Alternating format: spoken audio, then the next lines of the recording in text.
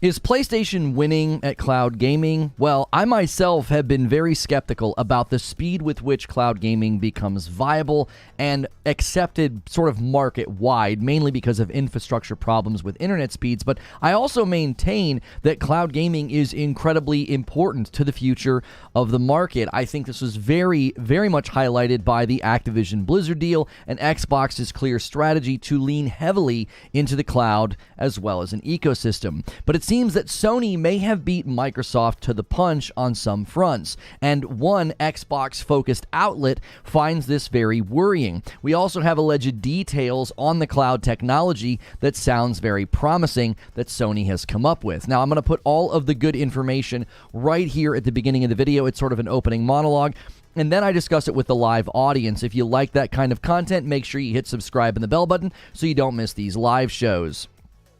So the race to establish a foothold in cloud gaming may have just tilted toward PlayStation. Recent articles and revelations seem to indicate a potential leapfrog move from Sony over Xbox in cloud gaming tech. I have continued to say that internet infrastructure is the biggest enemy to cloud gaming, and yet I've also argued rather strongly that cloud gaming will be endemic to our gaming economy in the coming decades. That is a pivotal aspect of the Activision Blizzard deal in conjunction with mobile, but that's a topic for another day. For now, we have articles and reports about the tech from PlayStation that is showing both promise for Sony and concern for Xbox fans. First, I want to look at an article from Jez Corden at Windows Central. We recently leaned heavily on his concerns about hardware problems that are facing Xbox, and today he sees a problem with cloud that is very much related to things Xbox has done to prioritize cloud gaming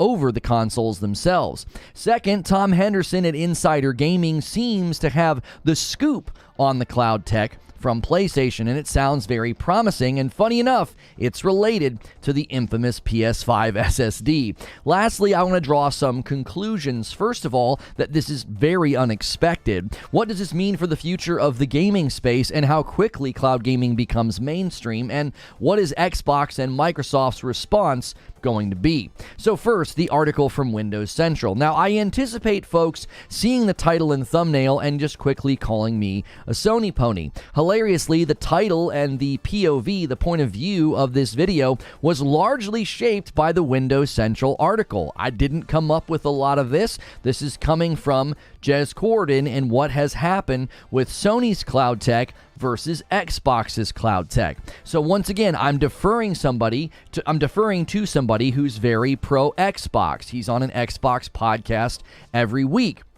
And he even recently shut down some misinformation about Starfield review codes and when they're going out. He and Tom Henderson kind of tag teamed that one. Jez shot it down, and then Tommy Hendy took to Twitter to say he believes the Starfield review codes are coming out later this week. So this is a guy who's steeped in Xbox, all right? If you want to call me a pony, go ahead. Much of this isn't even from me. The title of the article doesn't really leave any room. It doesn't even really pull any punches. The title of the article is PlayStation won the console war. Will Xbox let them win cloud gaming too? So if anybody wants to give me grief for saying that the next-gen console war is over, you have a problem with the title of this article as well.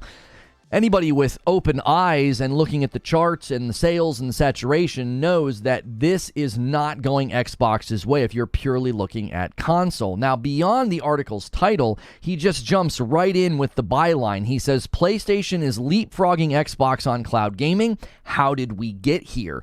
The question almost reads as an existential crisis. Like, I'm not projecting that on him, right? I myself am baffled at how things have gotten to where they are with Xbox today. It's almost bewildering that just in 3 years' time, the entire identity of Xbox seems to be changing. So I don't think Jez is alone in that. I feel the same way as someone who spent most of my console life on Xbox.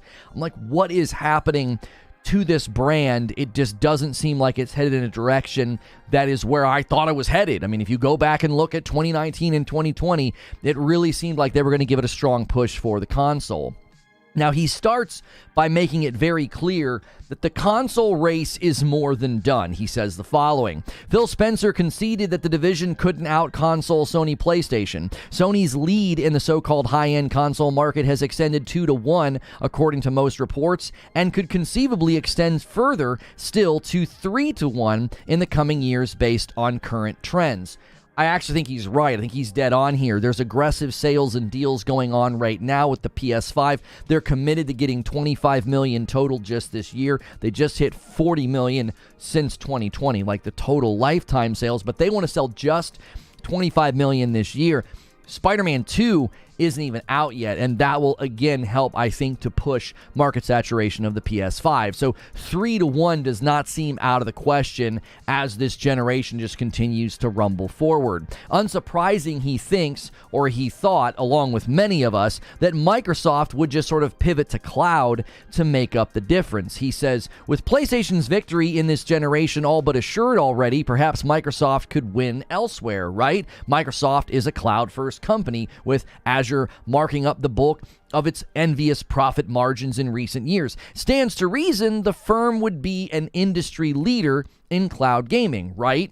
You can almost sense he's setting you up for disappointment with the writing style. He's like, right? You'd think they'd do a great job with cloud, right? Again, I'm not trying to project, but he sounds frustrated with Microsoft in a lot of his recent articles. And I believe if he is in fact frustrated, I'm not speaking for him, I'm just sensing frustration from him and many others who have been heavily cheering for Xbox and wanting to see Microsoft sort of turn everything around. If he is frustrated, I would say he's justified in that frustration. Just yesterday, I covered yet another first-party Xbox game launching after delays, and it doesn't have all of its features at launch, okay? And one of those features is the ever-pesky split screen, right? That's becoming a bit of a thorn in the side of that platform, you know, not just with Halo Infinite, but with Baldur's Gate 3, and now another title just being like, yep, split screen won't be there at launch, and if it goes the way of Halo, it won't be there. So many people seem to be pretty frustrated with the state of Xbox right now. And if Jez and others are frustrated, I think they're completely legitimate in that frustration, because I am also frustrated. I get cast as this Sony pony Xbox hater, but I really, in 2019, believe this was going to be a huge year for them, a huge generation for them, and it is not coming to fruition by any stretch of the imagination. From where Jez sits, it seems that Microsoft is already falling behind in cloud gaming. Many thought that cloud gaming would be sort of the savior. He says, lately, it feels a bit like Microsoft is ready to concede cloud gaming to PlayStation as well, on top of home console gaming. So he retraces some of what Xbox and PlayStation has done with cloud traditionally. If you want to read the whole article, go check it out at Windows Central. He showed why many of us thought that Xbox would lead this charge, right? Listen, if cloud gaming is going to become a thing, then Xbox is going to lead the charge. I've continued to say in my coverage that Xbox is more of an ecosystem now, and that cloud and mobile will play a huge part in that evolution. It's one of the reasons why the Activision deal is so important. That's why I believe Phil Spencer said that's not our strategy, but it's an accelerant to our strategy. I believe they see ABK, namely King Mobile, being a huge aspect of that. Now, Jez, however, is worried that Sony quietly pulled a sort of tortoise in the hare move on Xbox and just sort of jumped ahead. He said the following: it's looking like early skepticism of Sony's cloud gaming aspirations may have been misplaced. Lately, there has been a flurry of activity in the Sony camp with regard to the cloud, and analytically, it couldn't have come at a worse time for Microsoft and Xbox. So some of this is based on Microsoft kind of downplaying their cloud gaming presence currently. This has largely been done in an attempt to push against the current CMA block, right, with the Activision deal. CMA provisionally approved the deal based on the console market, but then they came around and kind of rug pulled everybody, and they blocked due to the clouds. Now, many continue to completely misunderstand and misrepresent the CMA's argumentation here. Their position was that cloud gaming is in its infancy, and the size and scope of the Activision deal would require global oversight and regulation. They thought it would be better for the cloud gaming market to emerge and allow market impact to shape it rather than regulatory body oversight and regulation. Okay, this is consistently glossed over. Many just sort of downplay Xbox's cloud gaming position, which really was never the point of the CMA block. They weren't like, well, you're too big, you can't have more cloud gaming. The crux of their argument was cloud gaming is in its infancy. Let's let this market come to fruition without the need for so much oversight. Like literal global oversight would be required, which means multiple regulatory bodies would probably have to collaborate and work to make sure that things are sort of held in place. We still have no idea what concessions have come up with. We'll cover that when it happens between Activision, Blizzard, Microsoft, and the CMA.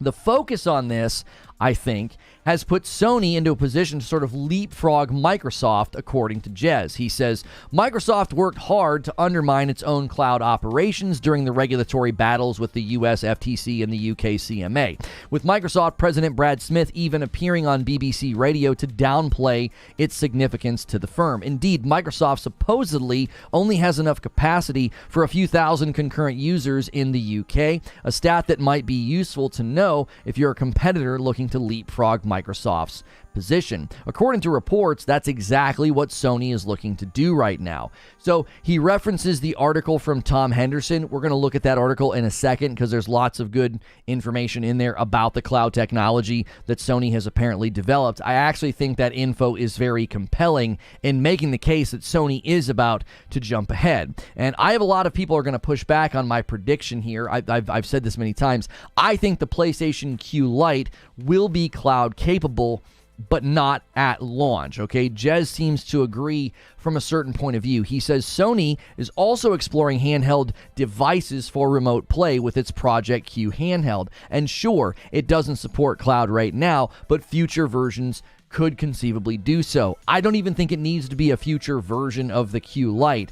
I could see them primarily focusing on the market of PS5 owners, okay, for two reasons. First, they're trying to sell as many PS5s as they possibly can. Attaching accessories to the PS5 has gone very well for them. And promoting a device that says, look, you don't even need a PS5, you can just cloud game, that would be contrary to their current marketing thrust. They don't want to do anything to slow down PS5 sales, and the Q Lite could potentially woo some customers into buying a PlayStation 5. That's really what they want to have, is accessories attached to existing users, as well as potentially something that says, hey, they might even do combo sales, right? You buy a PlayStation 5, once they launch the new SKU, they can maybe even have the price drop a little bit. They're having price drops everywhere, and you just bundle in a Q Lite. The second thing they're probably doing is, I would imagine, they would really like to get remote play running very well. So firmware, software, infrastructure, all that would be updated, tweaked, and adjusted.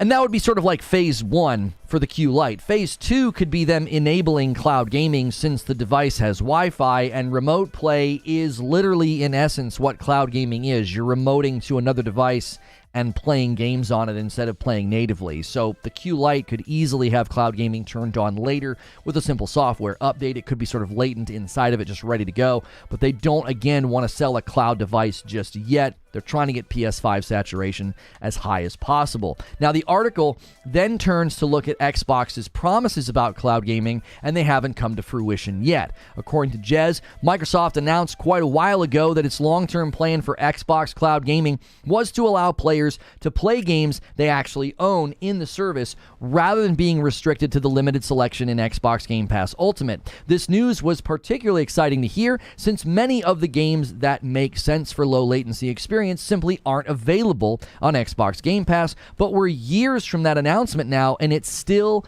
hasn't materialized. So this obviously doesn't sit well for Xbox fans.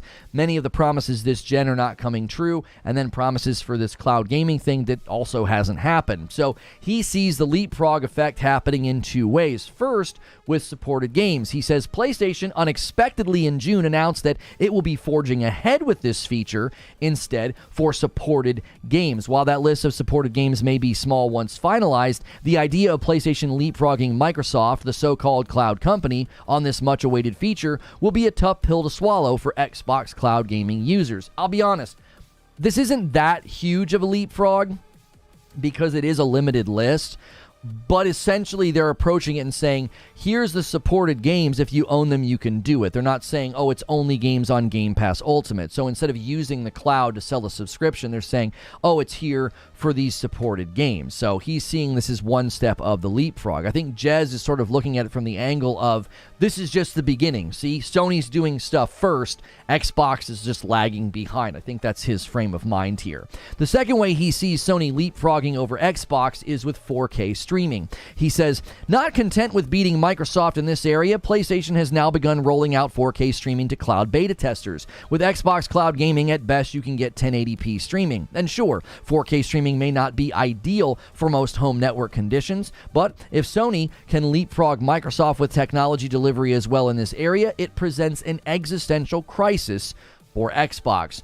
And that existential crisis may be felt strong by Xbox fans, even outlets, podcasts, and YouTube channels that have put so much effort in supporting and defending Xbox this gen. Many have counted on cloud and the ecosystem to sort of save the day, okay? Even recently, on my Friday Reforge recap segment, where I recap the week's gaming news with 30 and Still Gaming, he echoed this idea that Microsoft can kind of have an explosion that is cloud, it's mobile, it's PC. It will help catapult the Xbox ecosystem to new heights. Even Jez is concerned about what may be going on in the background. Like, is that actually going to come to fruition? He says, it felt like Microsoft was betting it all on a cloud gaming future at one point, using the cloud to reach gamers across any device, no matter where they are at any time. Is Microsoft throwing in the towel again before seeing it through to completion? Or is there something else going on behind the scenes? Now, keep in mind, he was one of the first people to report that Microsoft was using more raw materials for cloud instead of the Series X, okay? I remember reporting on that, and people didn't believe him, okay? This was corroborated by Phil Spencer's own emails during the FTC trial, saying that they were constraining console for cloud. Essentially, we're making less consoles for cloud. We're going to constrain consoles. We're going to make it up on cloud. This is directly from Phil Spencer's interviews, literally using the word constrain and constraining, okay? You want to know why the Series X is not a priority? Do you want to know why they made the less expensive Series S the main console? They constrained their console distribution for cloud. So seeing Sony potentially pull ahead at some level, that's paradigm shattering. The one lingering hope for many Xbox fans was the cloud and the ecosystem, since the consoles are obviously failing on two fronts. First, they're failing on the power front. We're not seeing strong next-gen pushes from Xbox because more people own the Series S. So they simply cannot go back to Project Scarlet marketing or Series X marketing and focus on power. It would really, really undercut most of the consumers who won't get those really great next-gen features. You're not going to get those things on the Series S. So it's failing on power. The other thing their consoles are failing at is market saturation. They're set to fall behind Xbox One distribution levels, which was a terrible, terrible time for Xbox. For many, the only way out of all of this was the cloud. But according to Jez, Xbox Cloud Gaming doesn't even have enough servers. Now, first, this affects their ability to push the marketing as well as pushing the consumer base to grow. He says Microsoft can't market Xbox Cloud Gaming because it doesn't have enough capacity to meet the demands of its current and tiny user base. Growing Xbox Cloud Gaming would essentially mean dedicating even more Xbox Series X silicon to server farms rather than store shelves when supplies already feel constrained. They feel constrained because they're being willfully constrained. They're doing it on purpose. And Jez is saying they'd have to do even more constraining just to get capacity up. Capacity's not where it needs to be. This is alarming, given how much they have already prioritized cloud over console, and the other two big issues that don't really have a solution because of capacity, okay? You can't push more owned games out, and you can't push 4K streaming. He says Microsoft can't deliver 4K for cloud gaming because it doesn't have enough capacity, and they can't deliver the ability to play games you actually own because it doesn't have enough capacity. This is just, it sounds like it's just getting worse and worse the more you read his article. He thinks maybe that they are going to leverage cloud and AI to see opportunities to make it financially viable. But I read a report just today, I believe it was from Jez, saying that AI and Chat GPT and all these places are potentially facing bankruptcy. Like the dawn of a lot of that tech is fading very fast. It needs a lot of work. It's sort of bottle rocket mushroomed up. And it's not financially viable just yet. So I don't even know if they could do that, if they could literally like try to leverage their investment into AI and ChatGPT along with the cloud. He ends on a sour note referencing the Windows Phone and a worrying trend from Microsoft. I'm going to get to the tech in just a second. Like, this is a bleak picture from Windows Central, okay? This is not some pro-Sony outlet. I'm reading a guy who, he's big on Xbox, man. I think the crazy thing is, I think that Jez and I are of the same mind sometimes, even though people call me a pony. It's like, I want Xbox to succeed and turn these things around. I want this gen to go well for them. I bought into this gen, and it hasn't been going well. And this is the note that he ends on. Perhaps all of this could have been avoided if Microsoft hadn't given up its own mobile platform. Rest in peace, Windows Phone. Of course, but that's a dead horse well beaten. He says, I hope that Xbox Cloud Gaming doesn't become another example of an industry trend that Microsoft identified, entered into early, also to then give up too early. I'm not optimistic right now. There is a pattern here, right, of they jump into something, and if it doesn't go too well, they bail, right? We saw that with Mixer. You saw that with Windows Phone. You've seen that with other endeavors. They're very quick to kill things that aren't going well. They almost killed the gaming division in 2014.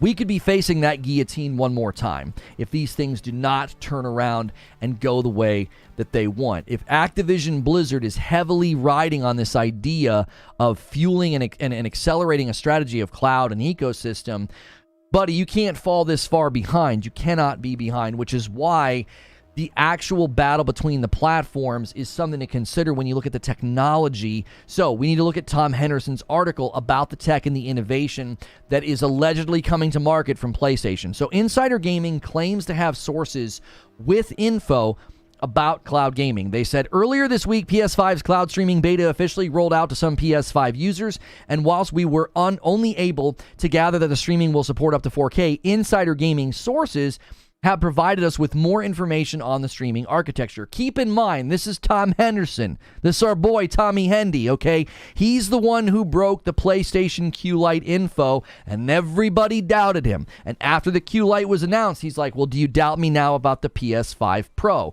He's also been consistent on the PS5 Slim.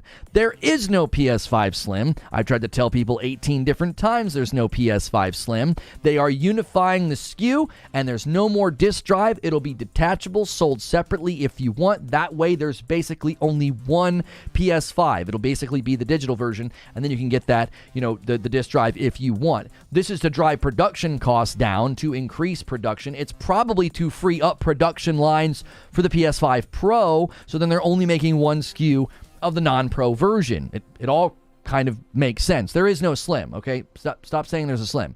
Now, he clearly has sources at PlayStation and someone close or someone close to PlayStation. And I have my own SIE contact, okay? I've gotten some inside information. I'm not under NDA or anything, but my contact at SIE confirmed what is in this article. So this is genuine stuff, okay? So more from the article. Internally named Project Kronos, we previously reported it was Kronos. So it's Kronos, like Cronos, like time, Kronos, the Latin word. Anyway, the new streaming architecture aims to build a robust PS5 streaming experience that will serve as a major step forward in the company's growth in the ever-growing market. So we have an internal name, right? Kronos. And this is such an important step for PlayStation Cloud Gaming. Well, why? What do they do? Well, according to Tom Henderson's sources, the production started 5 years ago because of the PS5 SSD.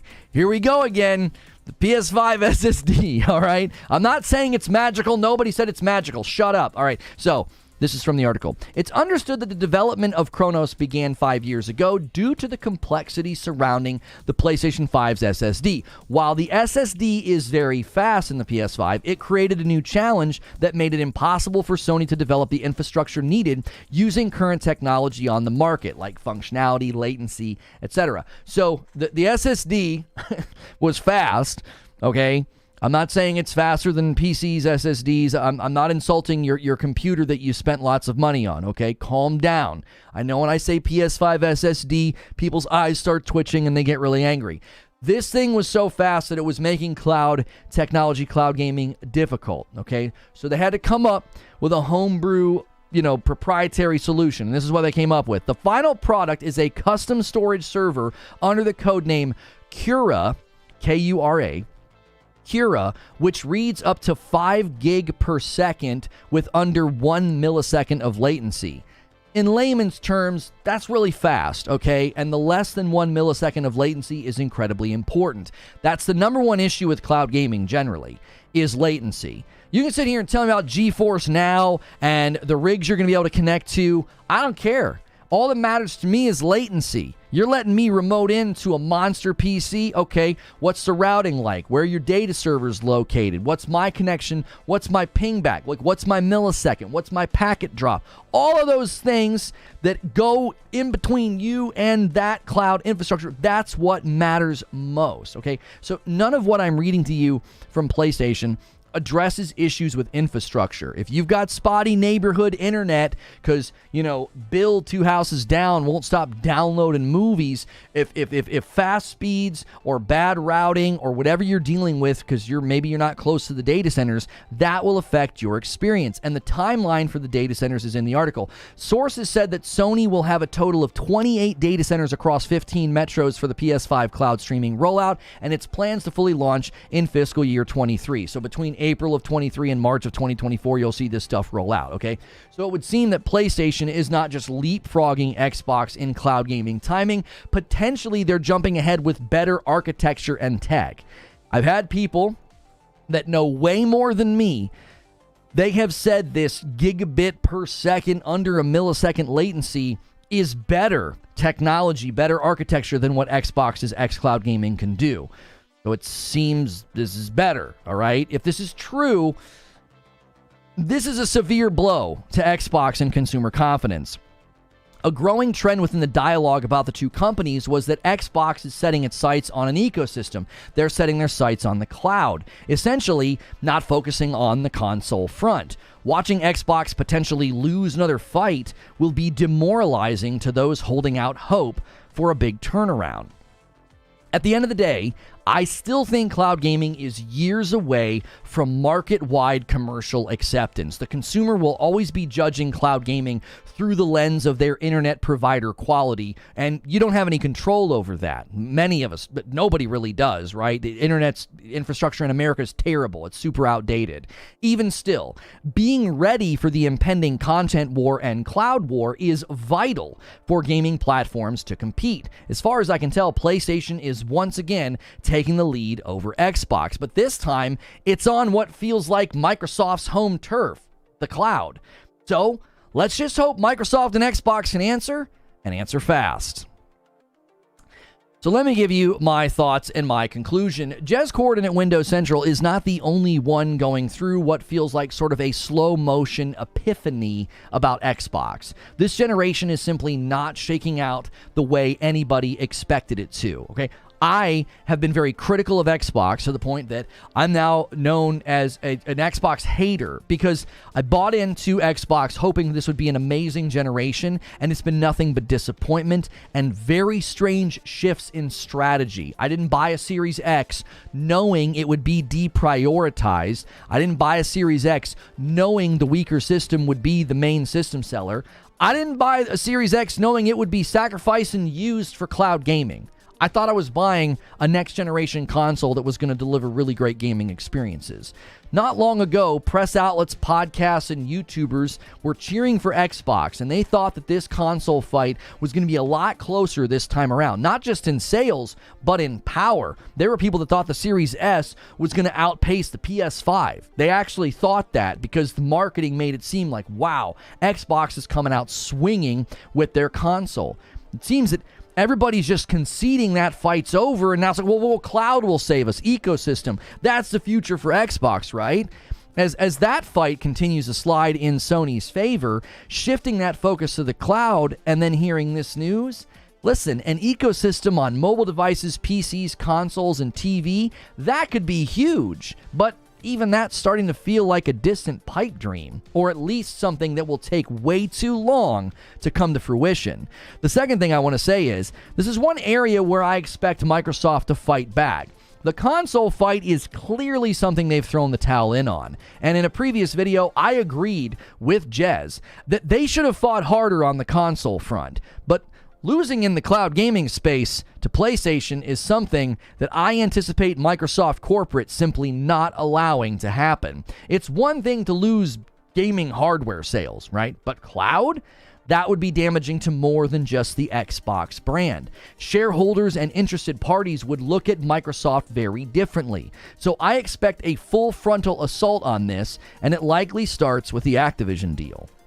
My conclusion is this. Cloud gaming is certainly in its infancy, but PlayStation seems to be setting its sights on speeding things up. And ultimately, that's good for the market. Everybody kept saying that the Activision deal would make Sony compete. I'm still not sure how you become the dominant leader without competing, but that's another discussion. One thing is for certain, though. They, Sony, are taking cloud gaming seriously. And from where I sit, I suppose so should we. And more importantly, for Xbox, so should Microsoft. And that's the show open. Thank you guys so much for being here. I did not anticipate covering this. I thought Jez's article was fantastic. We've leaned on him a couple of times recently, and it's like, you know, and I appreciated him setting the story straight on the Starfield review thing. It was like, I was like, review codes are going out the day of early access? He was like, this is not true. So I appreciated him doing that, and his sort of his candor and the way he's handled this generation, I think has been helpful. It's like we need people on both sides to be frank and honest when, you know, the team they sort of cheer for isn't doing well. So guys, make sure you go through the morning ritual. Smack that like button. Let's get 200 likes. Let's have a discussion about this. Cloud gaming is hotly debated. Many people think it doesn't matter. Many people think it's a waste. Many people think it's the future. Also, we always push for members here every day. You guys hit the amazing member goal recently of 4,000 members. So get the member goal started. Every 25, I gift 5.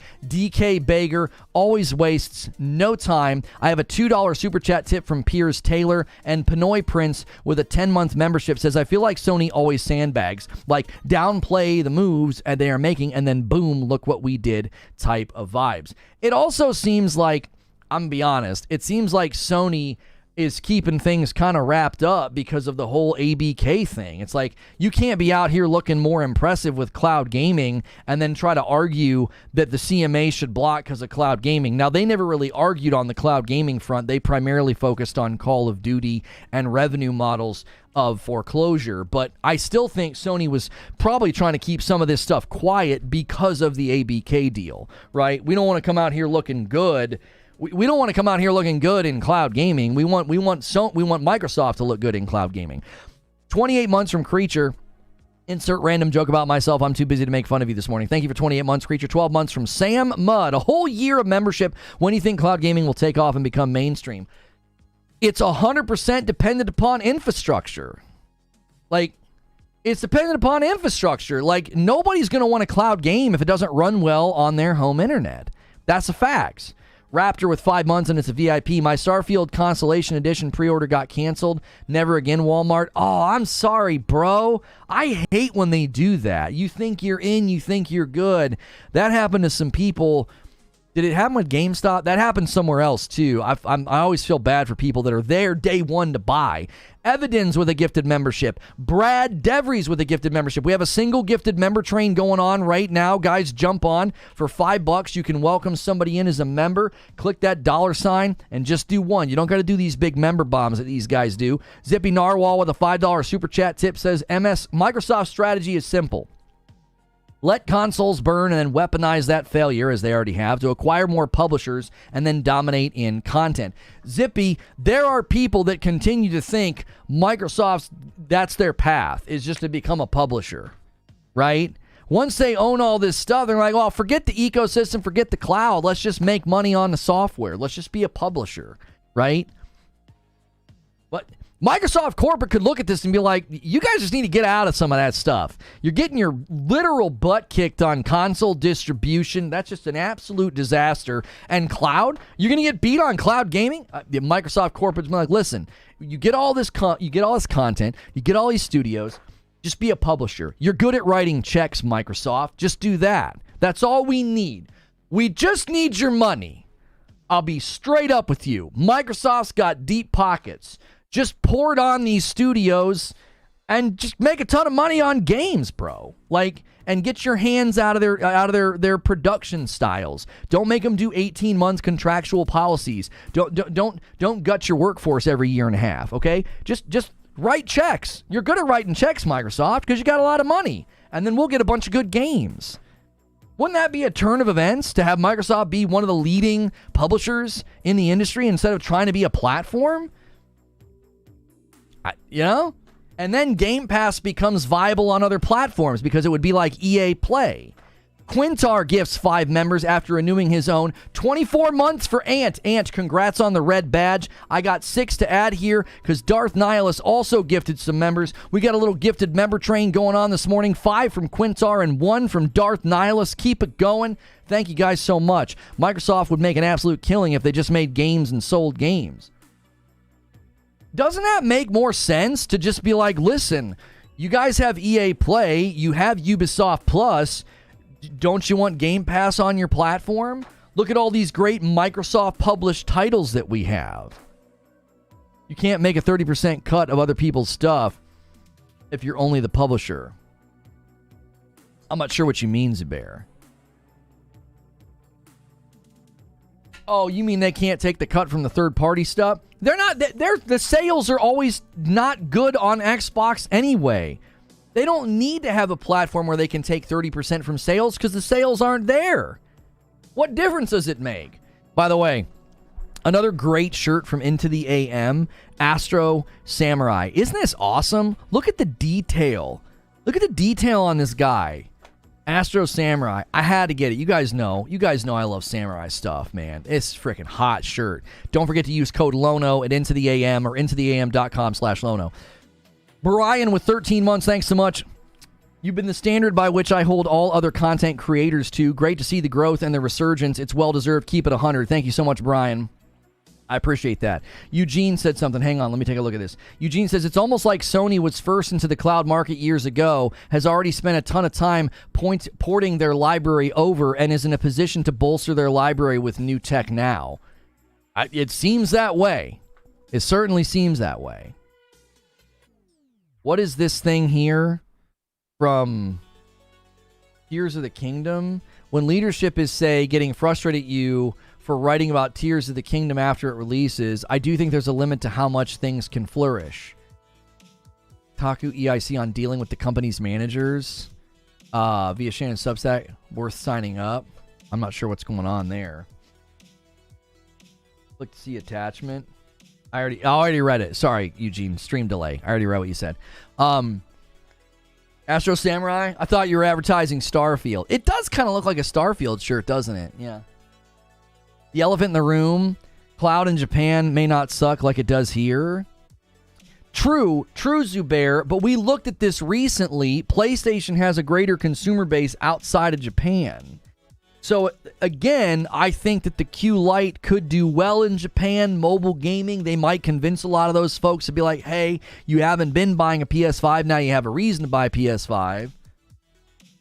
The Q Lite, to me, is still an enigma. It's still an enigma. It's like if it launches without cloud and they never add cloud, what a weird device. I mean, unless they're just seeing it as the low entrance cost accessory to say, hey, you pair this up with your PS5 and then they make a cloud device later. I just don't know. It seems like to me, I can't look at the recent news about PlayStation Cloud and then look at the Q Lite and not see it as part of the strategy. Like, why would you not? It's literally doing what cloud devices do. It remotes into your PlayStation and plays games off of it. That's what you do when you do cloud. Is that true? Lego Harry Potter has leaked and will come with a trailer? It's possible, Christos. I have a video on this channel about the next Harry Potter game being a Lego game. There were already leaks about that a while ago. I've got a video about it on this channel. It's like the first PSVR. You got to have the first gen of the product, and then the version 2 is the banger. Yeah, maybe Zubair. And maybe they do a better screen. Maybe they do an OLED screen, because this thing's an LCD, and people were kind of mad about that. I see the Q device getting cloud. That's been my prediction for a while, because listen, in my show open, I kind of outlined this. I don't think PlayStation wants to give anybody a reason to not buy a PS5 right now. It makes no sense to be like, hey, we're trying to hit record distribution of our console. Here's a cheaper device. You can play PlayStation games on it and don't need a PS5. Like, that doesn't make sense right now for their marketing push. Their marketing push is PS5, PS5, PS5. And if they're lowering the price, we could even see some bundles of like, yeah, get a PlayStation 5 at the newer low cost. We'll bundle in a Q Lite. There you go. You're good to go. You got everything you need. Oh, you need the VR too? Yeah, we'll throw that in. Like, it makes way more sense right now to not focus on a cloud device because they're trying to sell PS5s. I could see them adding cloud support later. The only problem with PS Now was latency. They were too soon. Well, and that, again, my main concern about cloud gaming is nobody knows where the latency is coming from. You can tell somebody, oh, it's your internet. You could have a little pop-up. You could have a little pop-up and be like, yeah, your internet's experiencing latency. You know what they're going to say? My internet's fine. They're like, I'm totally fine. I don't know what the deal is. VR2 is dead. No, it's not. I know you guys like to say that hate on PlayStation. There are like 95-something confirmed games from Eurogamer Video coming to PSVR 2. Some of those games actually halted production on other platforms to shift their production to the PSVR 2. The sales are on pace to do better than VR 1, and they launched in the slowest quarter of the year, and it was only selling on their website. Like, I don't think people understand. Like, you guys believe a guy that ran with false information about the VR2 doing bad. When the stats actually came out on how well it did, none of those people did retractions or updates. It's just such a false narrative. The PSVR 2 is doing fine. There's games in the last 6 months. It's had more first-party games and more third-party games than the Series X and S had in their first year. Like, it's an embarrassment to even bring up how, the VR 2 is doing terrible. No, it's not. It's doing fine. It's a niche market, niche item, and it was only sold on their website. You couldn't even go to the store to buy one, and it did fine. AOZ with 13 months. Best show on YouTube. Member up. Thank you so much, AOZ. That's a controller people have actually been asking for. Q Lite is something that nobody was asking for. You can already do what it does on another device. It's not going to sell like the DualSense Edge.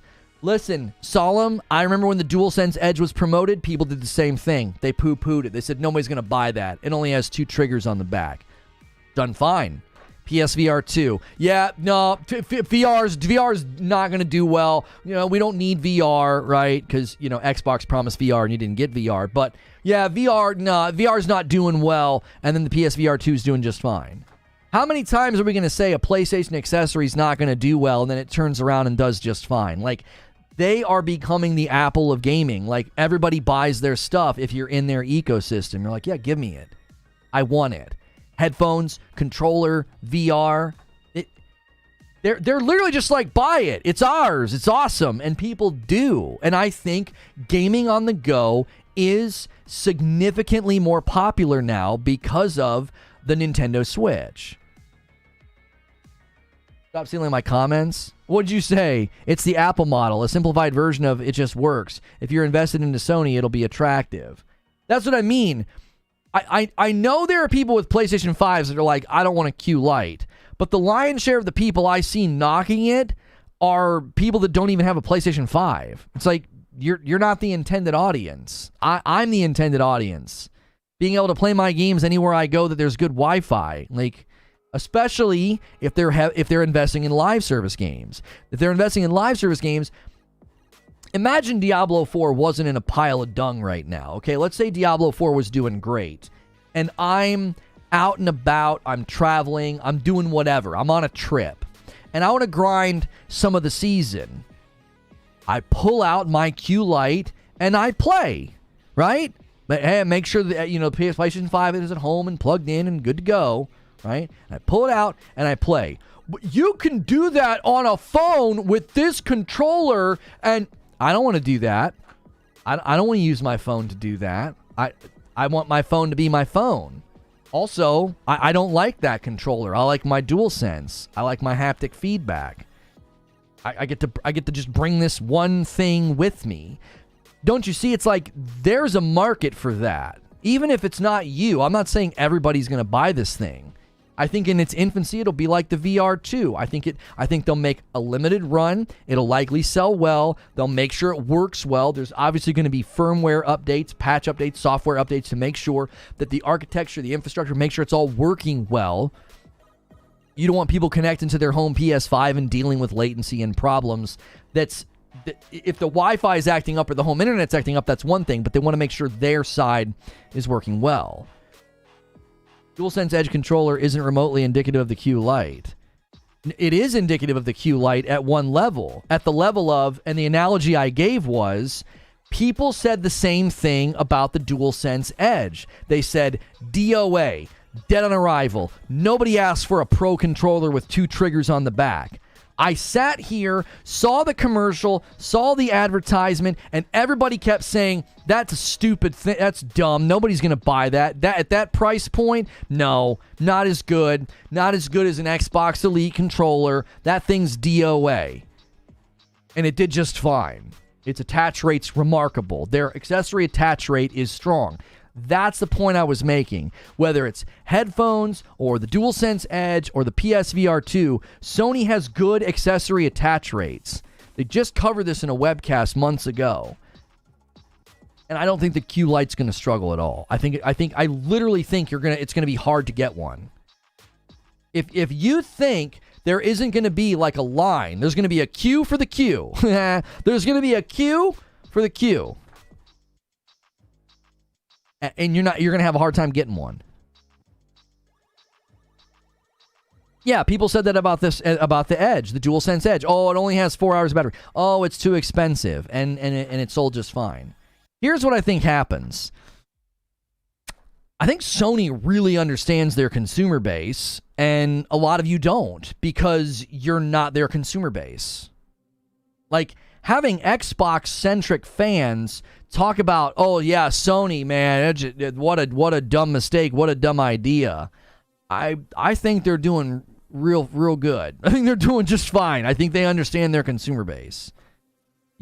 Oh yeah, PlayStation Plus without day and date, that's dead on arrival. If they don't do day and date to compete with Game Pass, yeah, Sony PlayStation Plus and Premium, it's gonna go nowhere. They're going to have to do day and date. They're going to do day and date real soon. No, they're not. DK Baker bumps the gifted line to 10. Like, I think that's what it comes down to is they understand the market in their consumer base. And folks that are not in that consumer base consistently express why they aren't. Yeah, I bought the PlayStation DualSense Edge, yes, so that I could see what it was like. I like it. I'm considering using it when I play... What was the game that I said I was going to use it in? I can't remember. I might end up using it for fighting... not fighting games. Like melee-based games in the future. So I can keep just the 2 buttons on the bottom. The only thing I don't like about the DualSense Edge is it's too heavy. It's heavy. Listen... you're competing with this. Like, I hated the PlayStation 4 controller. I used a Kronos so that I could use the Xbox controller. You Sony pony! When I first got into the PlayStation ecosystem, I had to buy a Kronos because I could not stand the PlayStation 4 controller. But this, this is now my favorite controller. They changed the form factor. They changed the way that it feels just enough that the DualSense Edge is competing with this. This is just more comfortable. I like using it more. It's heavier, and that's an immediate turnoff for me. Evidence with a gifted member and bumps the line to 1. They're showing you guys you can do single gifted members. You don't got to do the big bombs. Q Lite charts top 3 on God. Hang on, Erodimus said something. What'd he say? Oh yeah, you asked me if I bought the thing. My point isn't that there aren't individuals that will buy it. People will buy literal dog feces if you sell it to them. I'm saying it won't be widespread in demand like other accessories. I think you're wrong. We'll know real soon. We'll know real soon. The pattern is very clear. If PlayStation does an accessory, everybody says it's stupid, overpriced, nobody asked for that, that thing's not going to sell well, and then it sells well. So I think the pattern's pretty good in their favor. Because I tried to tell people, I said, you've got to think about the common gamer. The common gamer doesn't need 4 buttons on the back of the controller. 2 is plenty.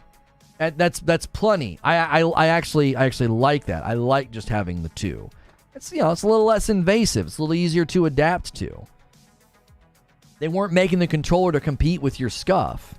I only bought the Edge because both my controllers had stick drift. I decided to return and pay $40 each to fix my controllers. Did the PSVR 2 sell well? Yes, it sold totally fine. Like, all reports indicate that it did just fine. They only sold it on their website. Now they're looking to ramp out into retailers. Have they done that yet? When are they doing that? When's the PSVR 2 coming to retailers?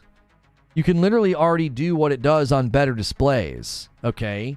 You are once again establishing that you don't understand the consumer base. You're not the consumer base, Solemn. You're not. I'm the consumer base, buddy, because I'm never going to do what you're talking about. I'm never going to buy some controller and hook it up to my phone and game on my phone. I'm not going to do that. You know what I'm going to do? I'm going to buy a Q Lite. It's just easy. I don't have to think. It's like, yep, that's what it does. That's all it does. I don't have to worry about the battery life on it. I don't have to worry about a phone call or a text message coming in. I just buy it and play. I think, with all due respect, Solemn, I think within the PlayStation ecosystem, there's way more people like me than like you. There's way more people like me than you. There's way more people that are going to be like, that sounds cool, and they're going to buy it. They're not going to say, well, but I can go and buy an aftermarket controller, and I can attach to my phone, and I can install the software, and I can play on my phone. No. They're like me. Monkey brain, bro. I pushed a button, and it works. Like, that's the consumers that are like, PSVR 2? I just plug it into my PlayStation? That's all I got to do? Give me that. I can play Gran Turismo? Give me it. I'll take it. Oh, the controller's got extra buttons on it? Give me that. That's what I'm trying to say to you. Like, I think the intended market for this thing is not the people that are on YouTube and Reddit and you're like, well, this screen's got this latency and this color saturation and this pixel count and this refresh rate. Oh, and this controller, you just attach to your phone and it's so much better than the previous model. Like, you're all the way in, bro. I think most consumers are not. There are more people like that, but it'll be successful because of blind brand loyalty, not because it's an amazing device with high quality. Well, that's a convenient goalpost shift in presumption on why people buy something. They're only buying it for brand loyalty, not because it's an amazing device with high quality. At the price they're selling it, who the frick cares? They're not selling it for $600. Goodness gracious.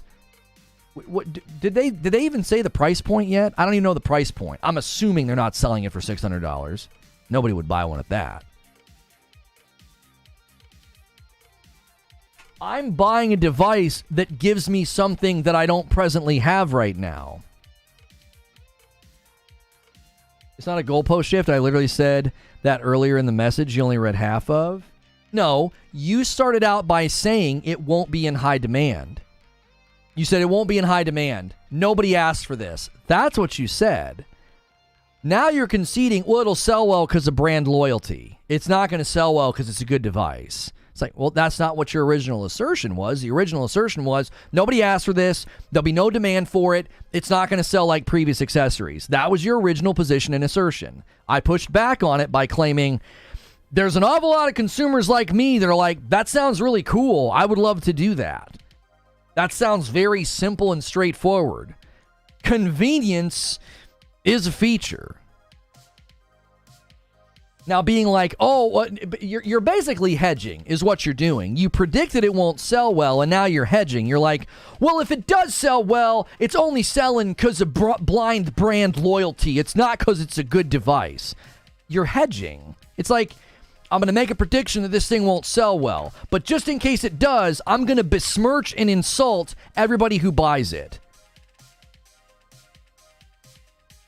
Why? Why be that way? Maybe people buy things that don't appeal to you because they think it has value. Because value is subjective.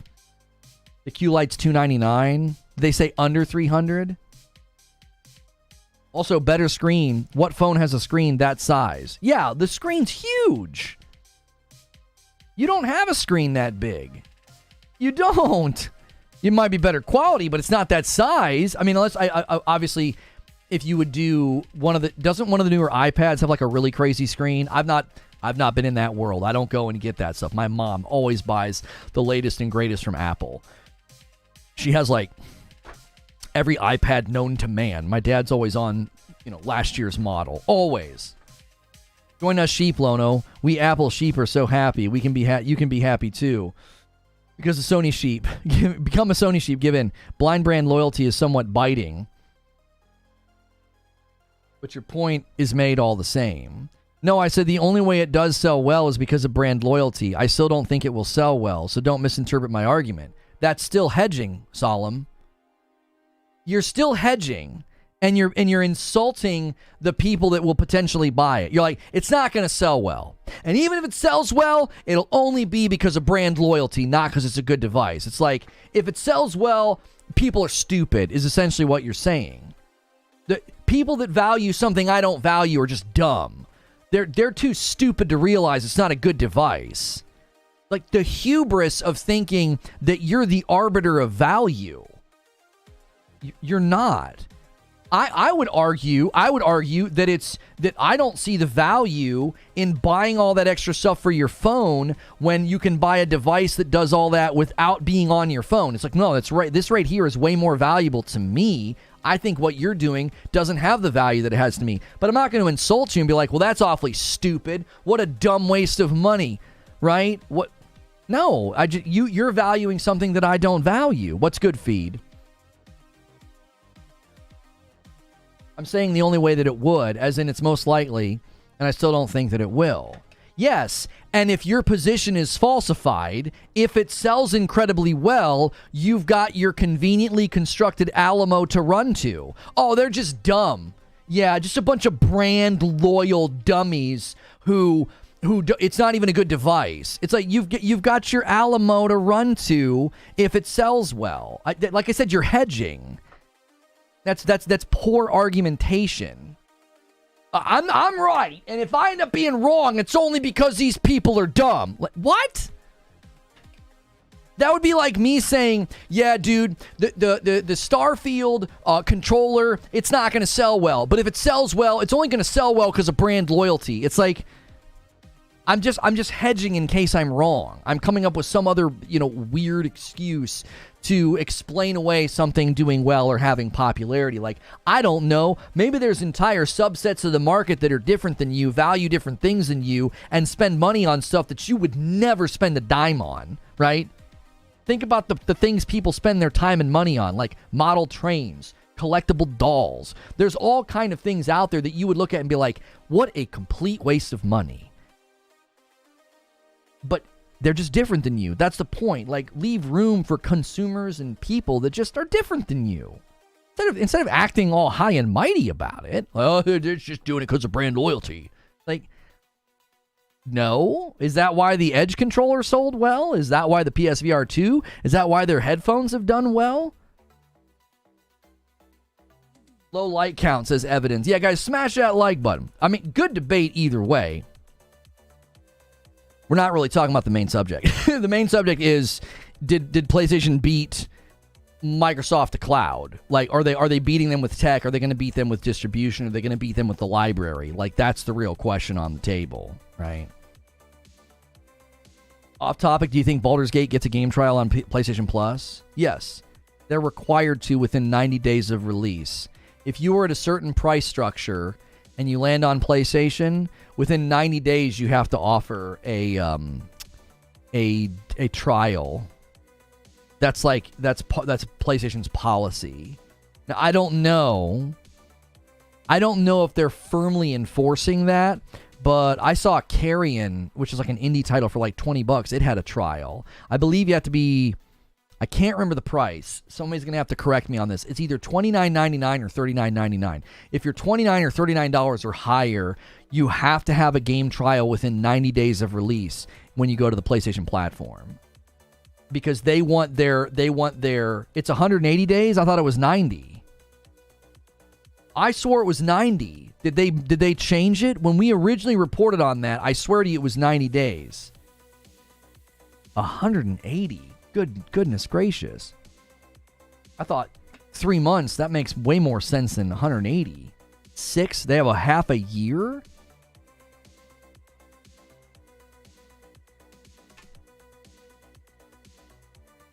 I would all in for a streaming capable device if it was viable for me. But I hear so much hype about people using xCloud. I hope Sony can push it. It is, in my opinion, still a limited prospective audience. Percentage of users in that audience is a mystery. I think your biggest challenge with cloud gaming is, in order to grow the user base, you need people to try it. And that's the big question mark. When they try it, do they have a good experience? Hey, you can play Starfield on your television. You can play PlayStation 5 games over the cloud. Oh, okay. And let's say you get 1 million people in a month to try it out. You know, it's going to take a while, right, to get consumer adoption here. It's a new concept, it's a new idea. Well, let's say in a month you get 1 million people to try it out. Let's say 500,000 people don't have a great experience. There's lag, there's latency, there's something going on. Their internet sucks. Their neighborhood's oversold or oversaturated. Who knows? Maybe they're trying to game at the wrong time of day because cable is a shared line, and when you're on a shared line, depending on who's on the node with you, you can have bad speeds depending on what, Carl down the road's doing. He's downloading a bunch of hentai. Okay, well, you're like, that sucked. I tried to play cloud gaming and it sucked. You're not going to go back anytime soon. You'll hear somebody talking about it. You're like, I tried it. It was terrible. That, I think, is the biggest challenge with cloud gaming.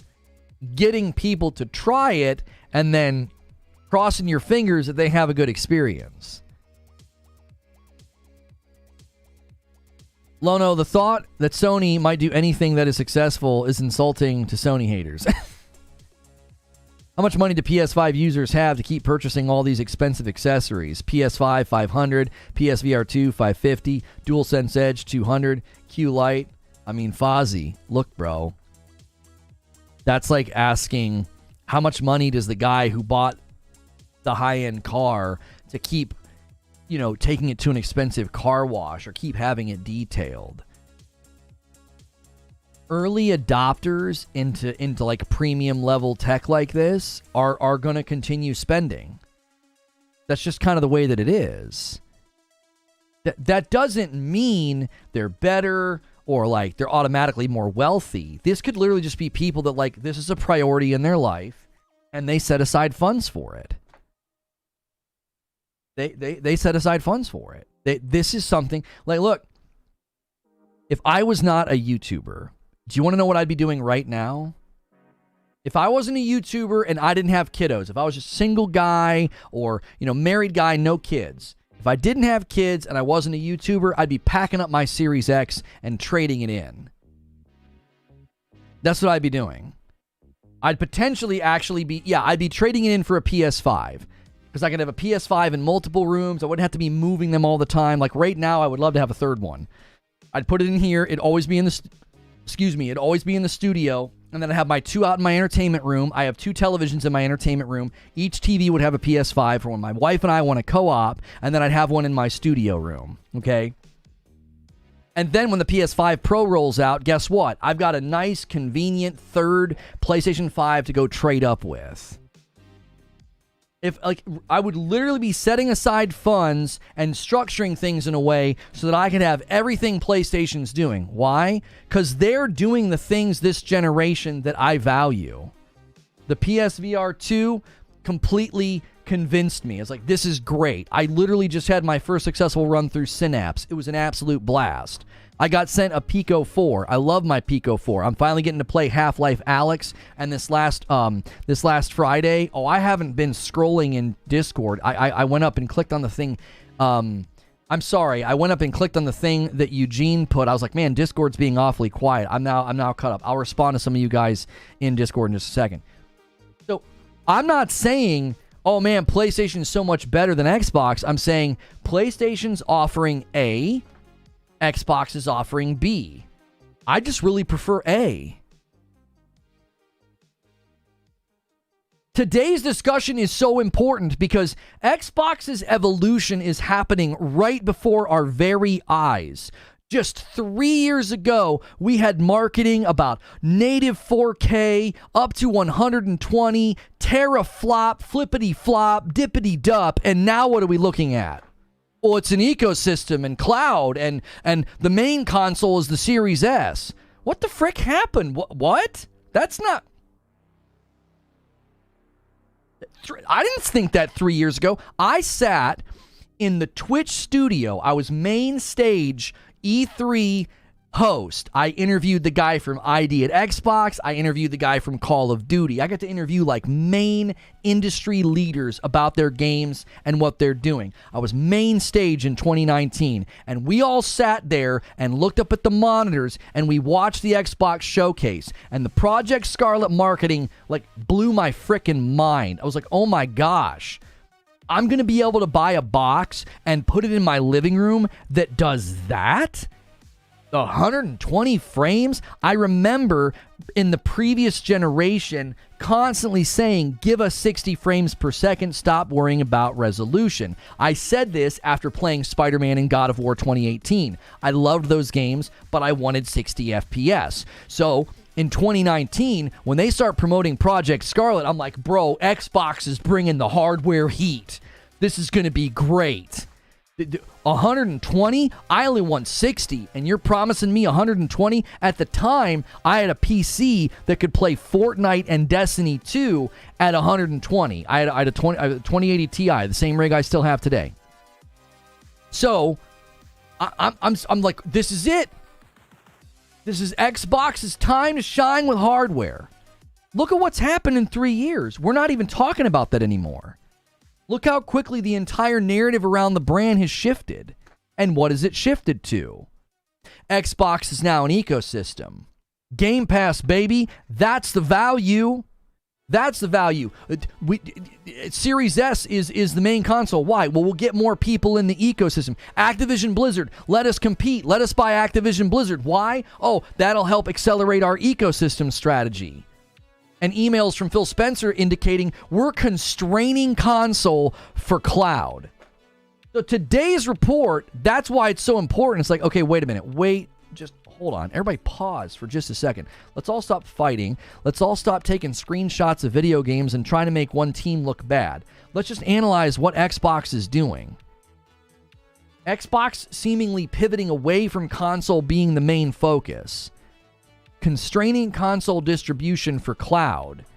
And now we're hearing from Windows Central, from Jez Corden, that PlayStation is leapfrogging over with respect to cloud gaming. That's a significant development. Because even in his article, he's like, they don't even have the capacity to push this. They can't add games to the library. They can't push it and add more consumers. They don't have the capacity, which is mind-boggling.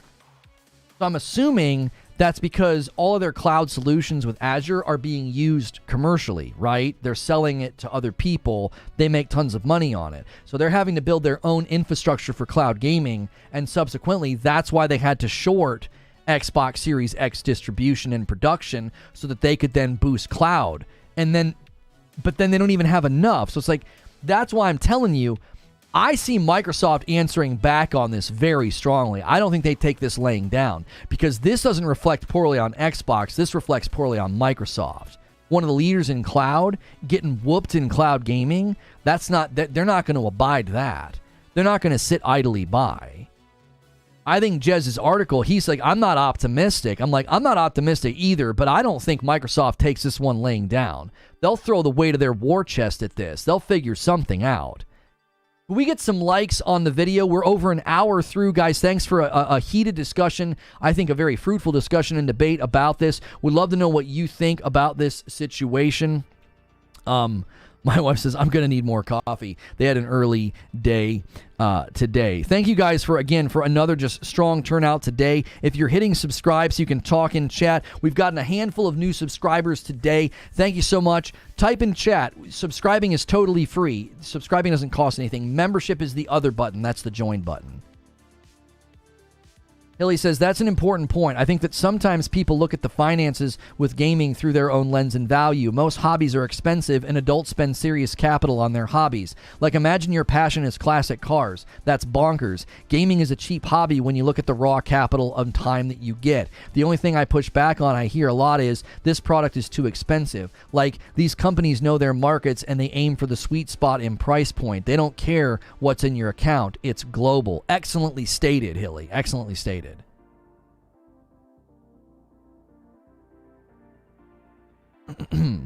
I think in general, a lot of the times that is something that people forget. I think people forget that there is such a broad market out there. And listen, I've talked about this. I've said I think Microsoft can appeal to a portion of the gaming audience. Currently, the gaming landscape is not responding to them. They're responding to Nintendo and PlayStation. I wouldn't even say currently. I would say historically. That's the gamble, truly. Think about it like this. Thank you so much for a gifted member, Joker. Putting us at about the halfway mark at 12 gifted members. Thank you guys so much. Hit 3 singles and get that at 15. Tempt one of the big boys to do a 10 bomb. I'm in the vein of what Lono said earlier. I have to set that up or get myself a queue, push a button, and it works. I don't have to spend hours fighting with technology that never wants to work properly. All right, let's think of it this way. So Microsoft's taking a gamble with Xbox, turning it into more of an ecosystem and a cloud, okay?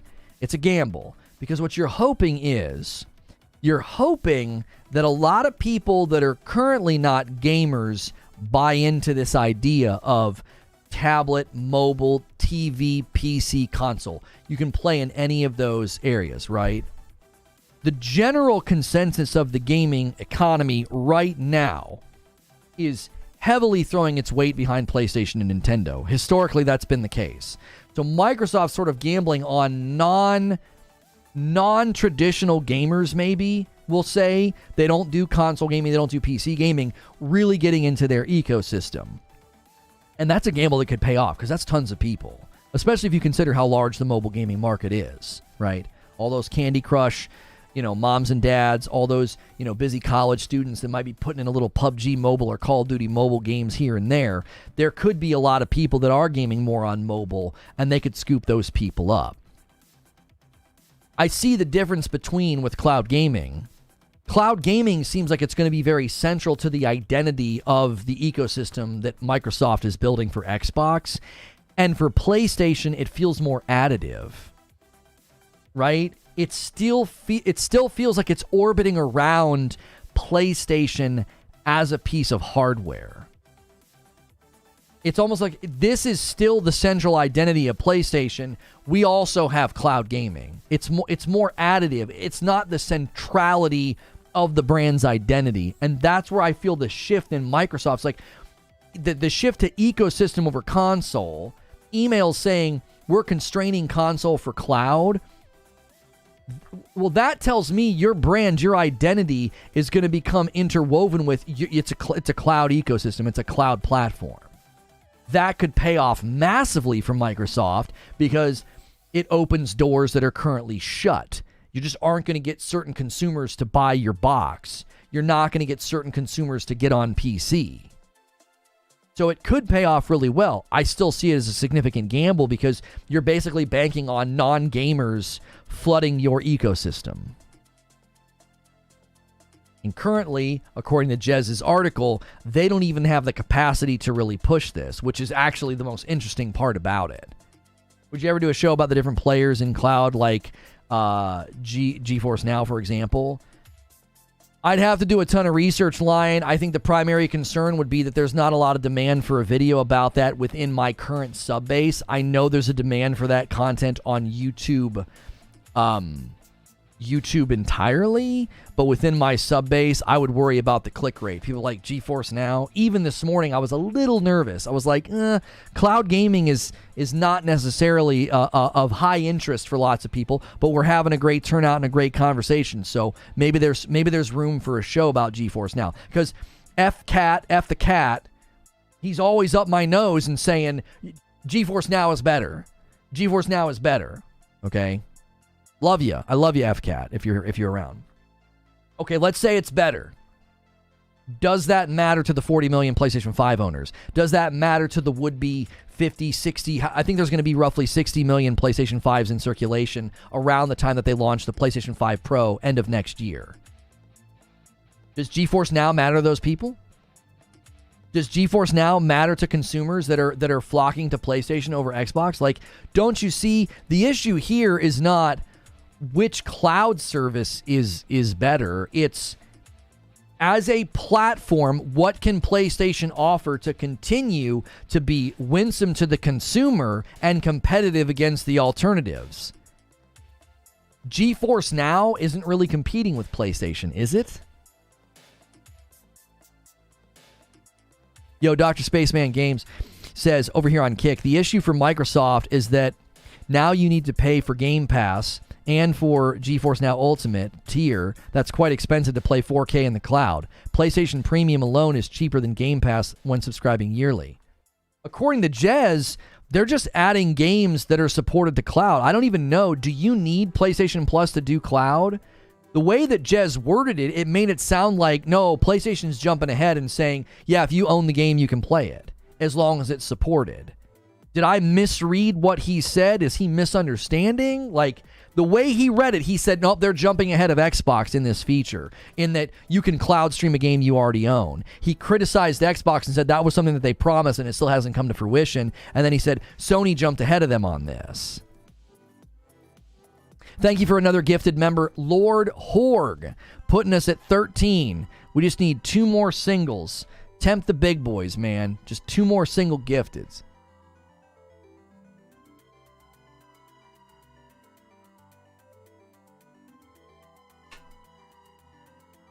The future of cloud is up in the air. It would have to be for subscribers only.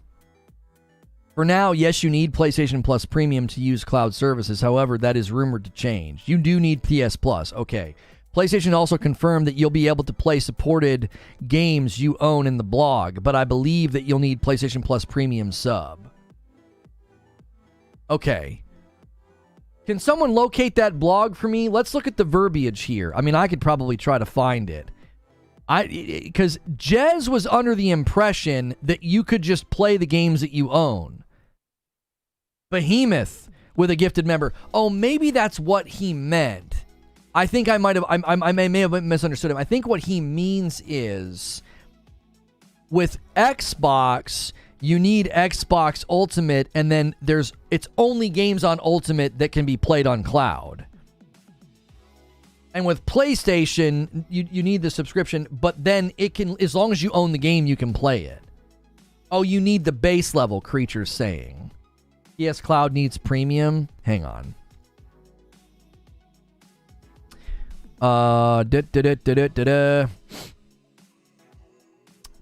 PlayStation blog. Is it the one from May 23? Your guide to the all-new PlayStation Plus.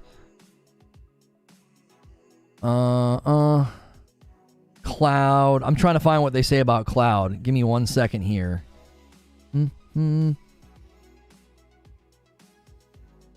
I'm not seeing it in this article. Somebody's going to have to try to find the article for me. I was leaning a little bit on Jez's reporting on this.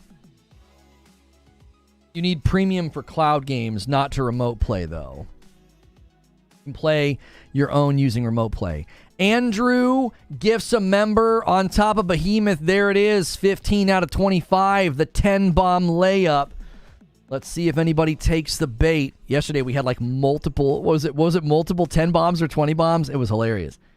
Okay, AOZ is saying you need premium. You need premium for cloud streaming of games you do not own. Yeah, Jez indicated, he said, let me find the direct quote. He indicated that PlayStation announced you'll be able to play games that you own, and that was his issue, was that Xbox said they were going to let you do this. He says, PlayStation unexpectedly in June announced that it will be forging ahead with this feature for supported games. 10 gifted members from Charles Freeman. There it is. I knew somebody would take it. He takes the layup and slams it home. Thank you, Charles. My man.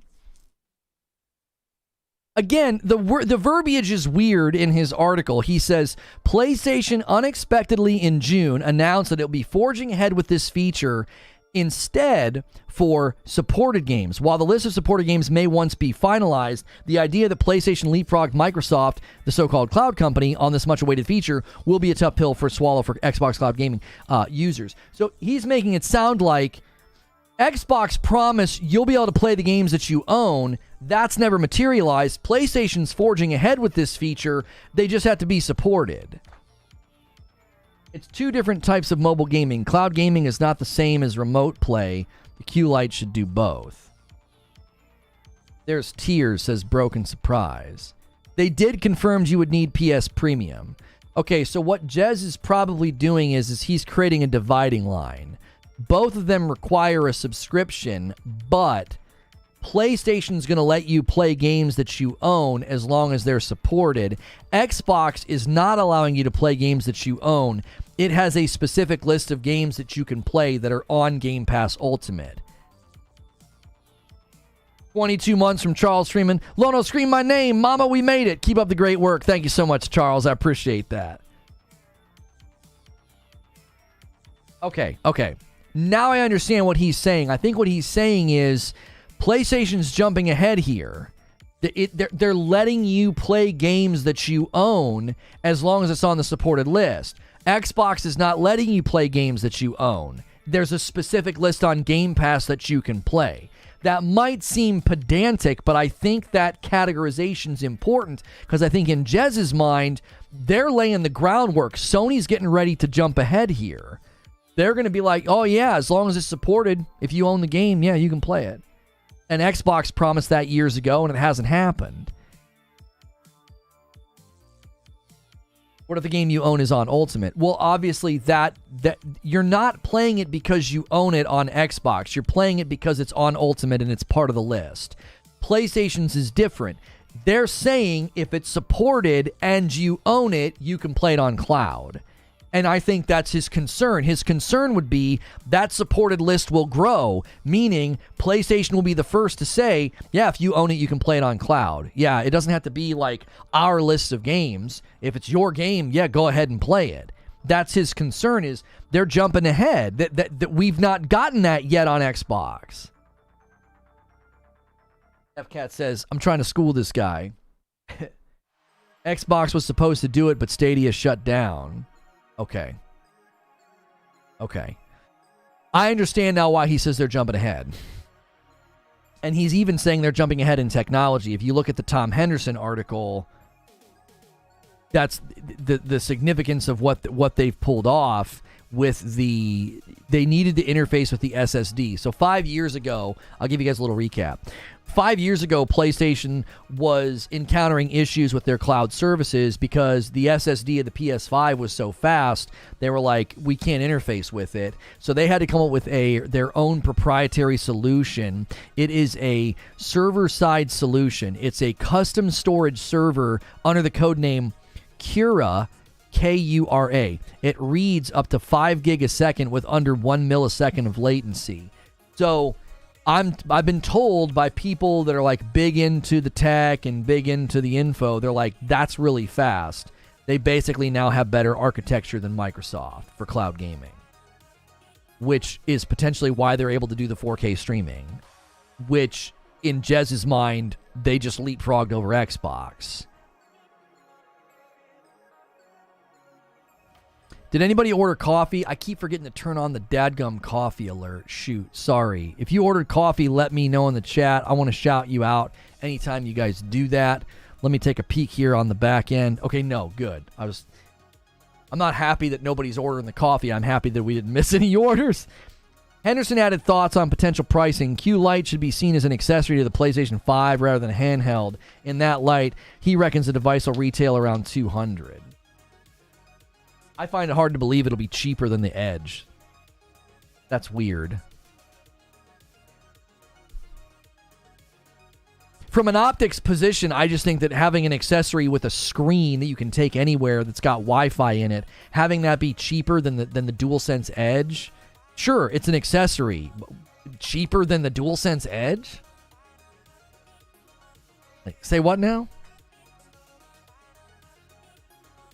We've looked at this before. DualSense Edge price. Oh, sorry. The DualSense Edge is $200. I thought it was $250. Was it $250 when I bought it? Did they lower the price? Why did I think it was $250? No, it's always been $200. My mistake. I thought it was $250. So it would be the same price as the DualSense Edge. I still think that's weird optically. I still think that's weird to be like, yeah, DualSense Edge is the same price as this as a device that's a controller with a screen with Wi-Fi. I don't know about that. I think $250 minimum. For cloud gaming, which requires the premium, it uses their game servers to play the game and do the legwork. For remote play, your PS5 does the legwork, and you have to have the game on your PS5. Yeah, no, I understand the difference, Solemn, between remote play and cloud. I do. But I think the reason that they could add cloud gaming to the Q Lite is because, in essence, you're doing the same thing. You're remoting into a device and playing a game on it. I don't want to be like an armchair developer here, but come on. I'm remoting into my PlayStation 5 and I'm playing on it. Cloud gaming, you remote into a PlayStation 5 and you play games on it. That's essentially what you're doing. Unless, of course, it's an older game. Wolverine PS5 Chroma controller is $250. That's got to be an aftermarket controller. Hang on. William Lewis with a $5 super chat and a $2 super chat. But will PlayStation let you play your games on cloud only if you are subscribed to PlayStation Plus Premium is my question. Like Xbox only has cloud on Game Pass subs. Yes, as far as I know, you need PlayStation Plus Premium.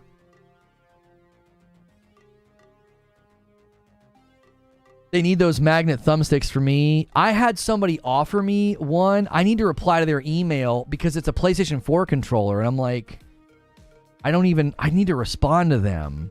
Because I want to try one of those controllers with the magnets. Shoot, where's that email? They emailed me and I was like, yeah, Hall Effect controller. Here they are. The PS4. I only have a PS5. That's the problem. I also have an Xbox Series X. Maybe they could send me an Xbox one. I want one of those. I want one of those to test it out. The controllers that use, if you guys are not aware, the reason that stick drift happens is all of the thumbsticks come from the same manufacturer. So whether you buy a Nintendo Switch Pro controller or a PlayStation 5 DualSense or an Xbox controller, they're all getting their thumbsticks from the same provider. That's why they all get to stick drift. Now, for whatever reason, I'm not getting it on my PlayStation 5 controllers. Knock on every piece of wood that I can. Now, these new joysticks that are coming out are like basically, in layman's terms, they have no friction because they use magnets. So they will not develop stick drift over time. So the push has been, could we get a thumbstick provider that makes these Hall, whatever they're called? I forget the technology's name. But could we get that? So then we can have controllers that don't get stick drift at random times. 2 weeks, 4 months, a year. Hall effect, thank you. Do they call it the Hall effect because it creates a hall? What's the reason they call it Hall effect? Is it because it creates kind of like a hall? It kind of looks like a hallway? The Hall effect is the production of potential difference, the Hall voltage, across an electrical conductor. Oh, nope. No. That's why they're calling it that. It's quite literally something. It's literally a technical term. The Hall effect is put to use in sensors where the resulting Hall voltage can indicate the presence, absence, or strength of a magnetic field. Hall sensors operate by detecting a magnetic field that can be used for sensing a wide variety of parameters, including position, temperature, current, and pressure. There you go. It's like an actual technical term. I didn't know that. That's really cool. So I'm assuming they're using the sensors to detect, in this case, not temperature, but position and pressure. Because it says here it can, well, they might be talking about pressure as in air. I wonder if they're talking about air pressure or actual, like, pushing pressure. But position, at the very least, position, right? Where you're moving it. Named after the guy who discovered it? That's actually pretty freaking cool. 2-spot from William Lewis. Wolverine Chroma PS5 controllers made by Razer. Oh, okay. I was like, man, they're making Wolverine stuff already? I was like, I've not seen it.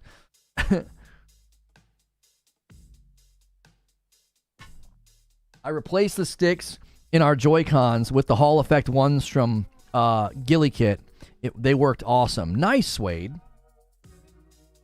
You can use a PS4 controller on PC. I suppose so. I don't like the PlayStation 4 controller, though. Send me an Xbox controller, and then I'll use it on my PC. I like the Xbox controller form factor. I really do. If the PlayStation Cloud is so revolutionary, could we see an app on PC unless PC ports, as the cloud will be just as good? No. Can we talk physics? We never get to talk physics.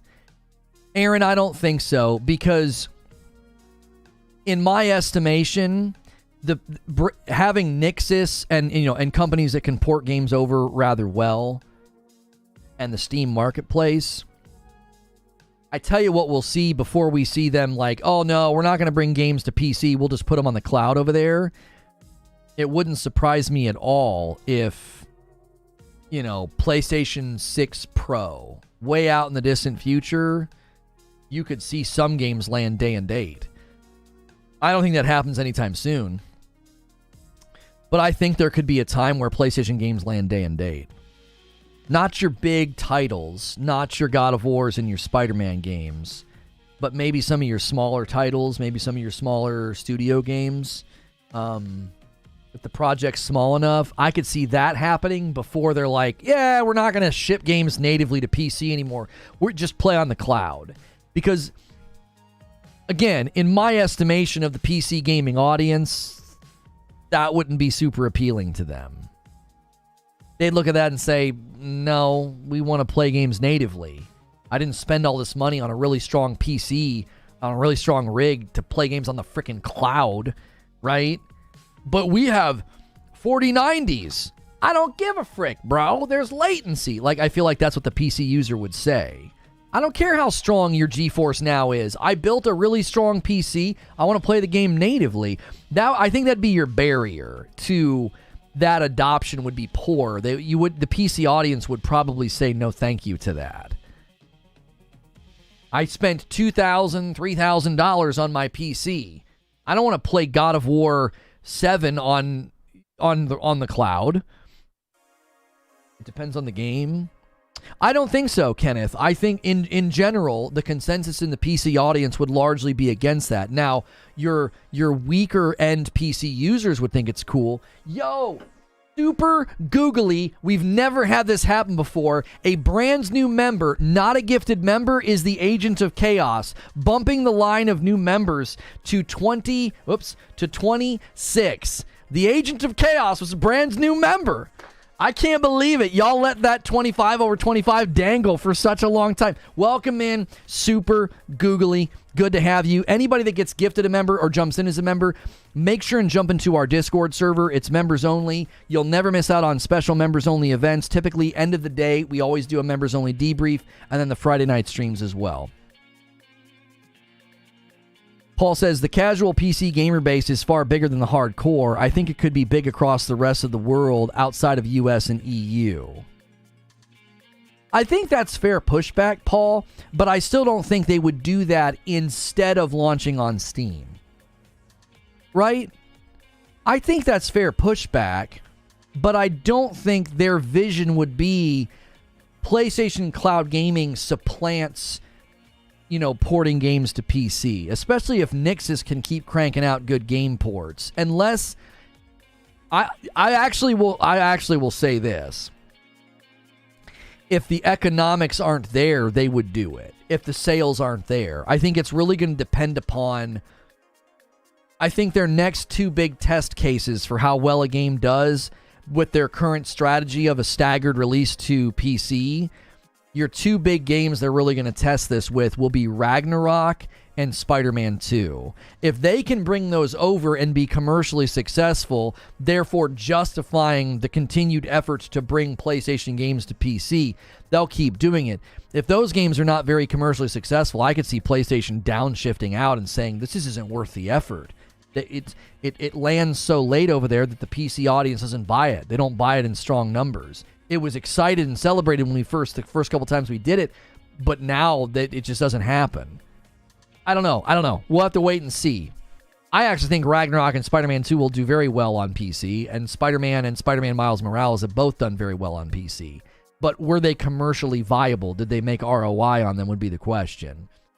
Yo, D Freezy gifts 5 members to the community and bumps the line up to 31, continuing to push the member count higher today. Thank you so much, D Freezy.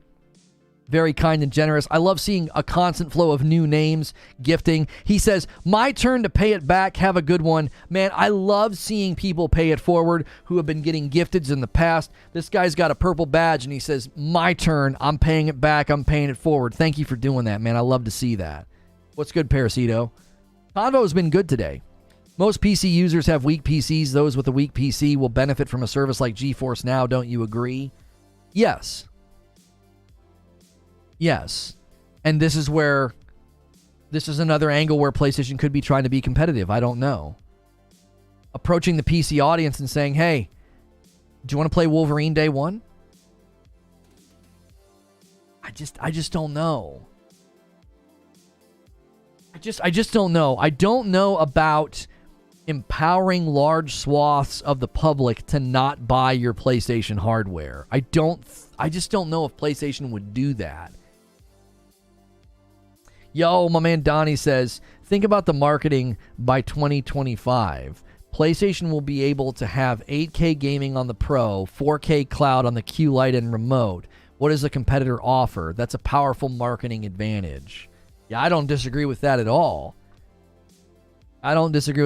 Like, again, I don't want to project onto him, okay? I don't want to project on the Jez. I actually don't have any issue with him, okay?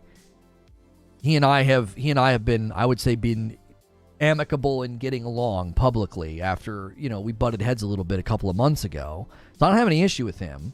But I feel like the last couple articles he's written, they sort of read like existential crisis of, oh my gosh, the brand that we thought was going to do X, Y, and Z isn't doing X, Y, and Z. And the reason I feel that in his articles is because I feel it in myself. I'm like, bro, this is not what I expected from Xbox this generation. I didn't. All of my expectations have been completely uprooted and subverted by Xbox.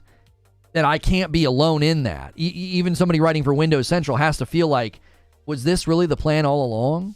Super googly with, I think that's like, I don't know what that is. Let me figure out what that is. 150, right? Let's figure out what this is.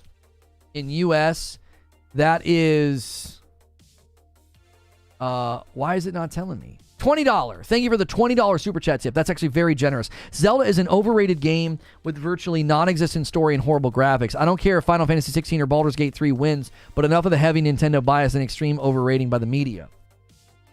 Hang on one second. A gifted member from my man Stonespire, a gifted member from Evidence. We're getting a little train going here of single gifteds. Hop on. Push that elevator. Yeah, that's Hong Kong's currency. Okay, here's the thing, super googly.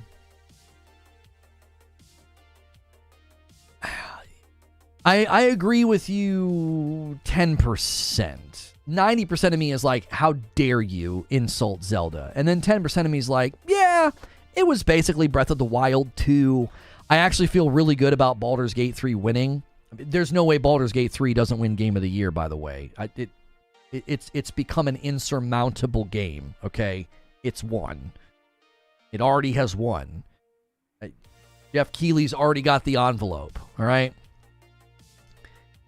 But I like I said, at 10% of it, I kind of agree with you. I was actually really pleased to look at the response to Baldur's Gate 3 and say confidently, Tears of the Kingdom's not winning. Because another year of Zelda winning, of Breath of the Wild 2 winning, I don't think that's exciting to celebrate. It was exciting to celebrate when Breath of the Wild won.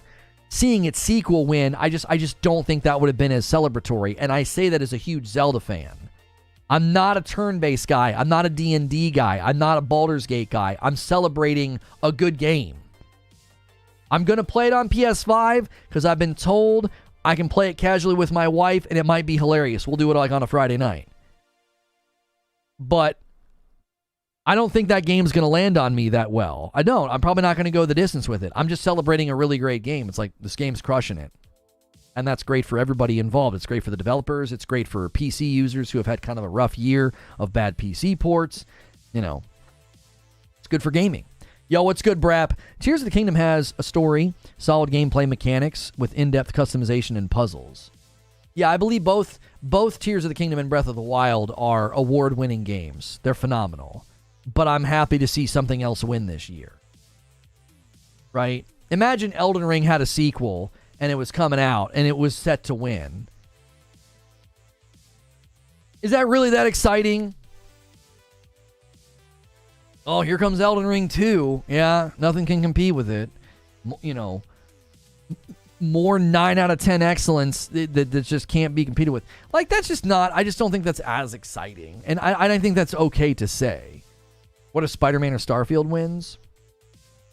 Spider-Man and Starfield will, I think, win awards in other categories. I don't think they stand a chance against Baldur's Gate 3. Baldur's Gate 3 is having a moment, and the tectonic force of what it's doing, not just within PC gaming, but in the gaming conversation at large, I don't think those games will do that. I don't think Starfield will do that. I don't think Spider-Man 2 will do that. No. I believe they'll get nominated. I believe that Starfield stands to win RPG. I think probably pretty handedly. I don't know about the other categories because like art direction is going to be really tough. I think Hogwarts and Final Fantasy 16 are going to lead the charge in art direction. Action game is going to be really, really tough if they consider it an action game because in the action category, you're going to be competing with like Armored Core and Spider-Man. It's going to be a tough year. Every category is going to be really, really tough. It's going to be extremely challenging to predict who wins each category. I think Game of the Year is just undeniably going to Baldur's Gate 3. If Game of the Year award was for only the first half, Tears of the Kingdom might have won. Yeah, it was Tears of the Kingdom's year. I really think so. So, yeah, action games. I mean, you're competing with Lords of the Fallen, Armored Core, Spider-Man. Like, there's just a lot. This is probably one of the best years in gaming we've ever had since, you know, whatever we consider the peak of gaming, 2008 or whatever it was. I think this is the best year in gaming we've had in probably the last 10 years, roughly. In 10 to 15 or so years, we've not had a year in gaming this strong. With the size of the games, the quality of the games, the sales, the revenue, this is a big turning point.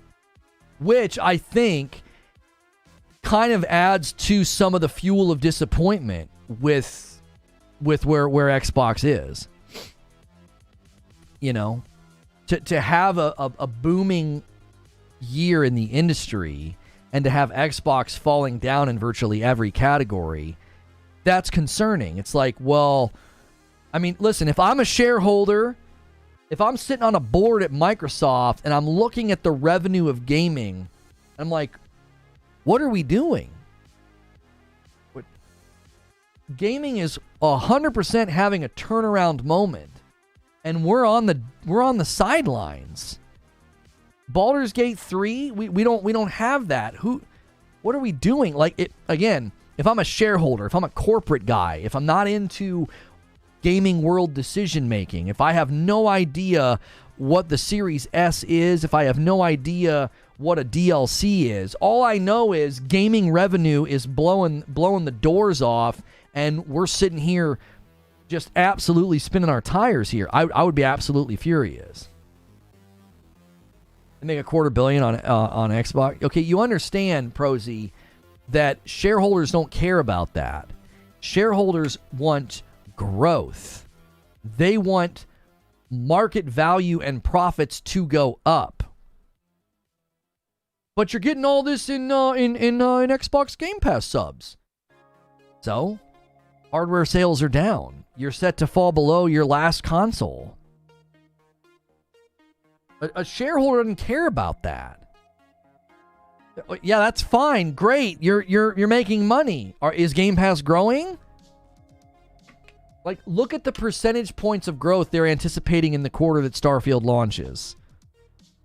Look at the percentage points. It's not going to make a big tectonic shift of, oh wow, we're making a ton more money.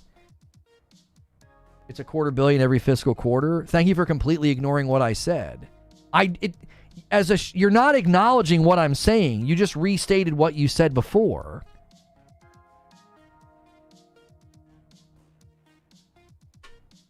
Generating revenue doesn't matter if profit isn't going up. They want more profit.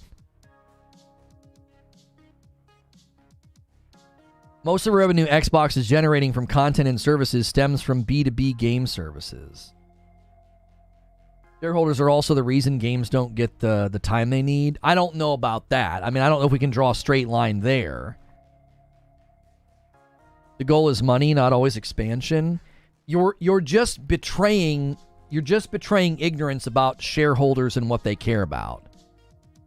A shareholder's goal is money. Money's coming in steady. Yeah. Prosy, with all due respect, you don't know what you're talking about.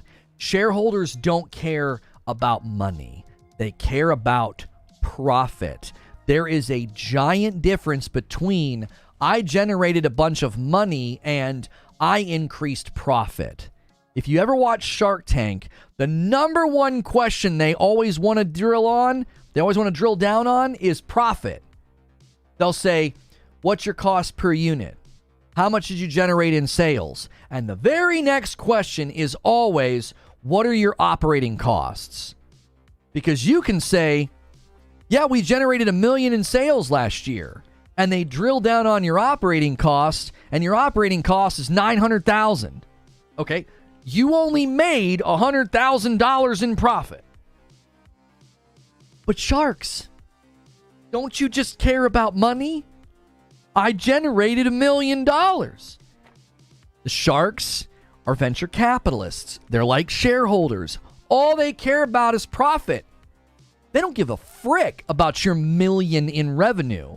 They care about the margin between operating costs and revenue. And the margin of 100,000 ain't going to be interesting to them. They're like, 100,000? 6 figures? They're like, I made that this episode. Get the frick out of here. 10% margin's good, to be fair. Not for a venture capitalist, I don't think so. They would want to get your operating costs down.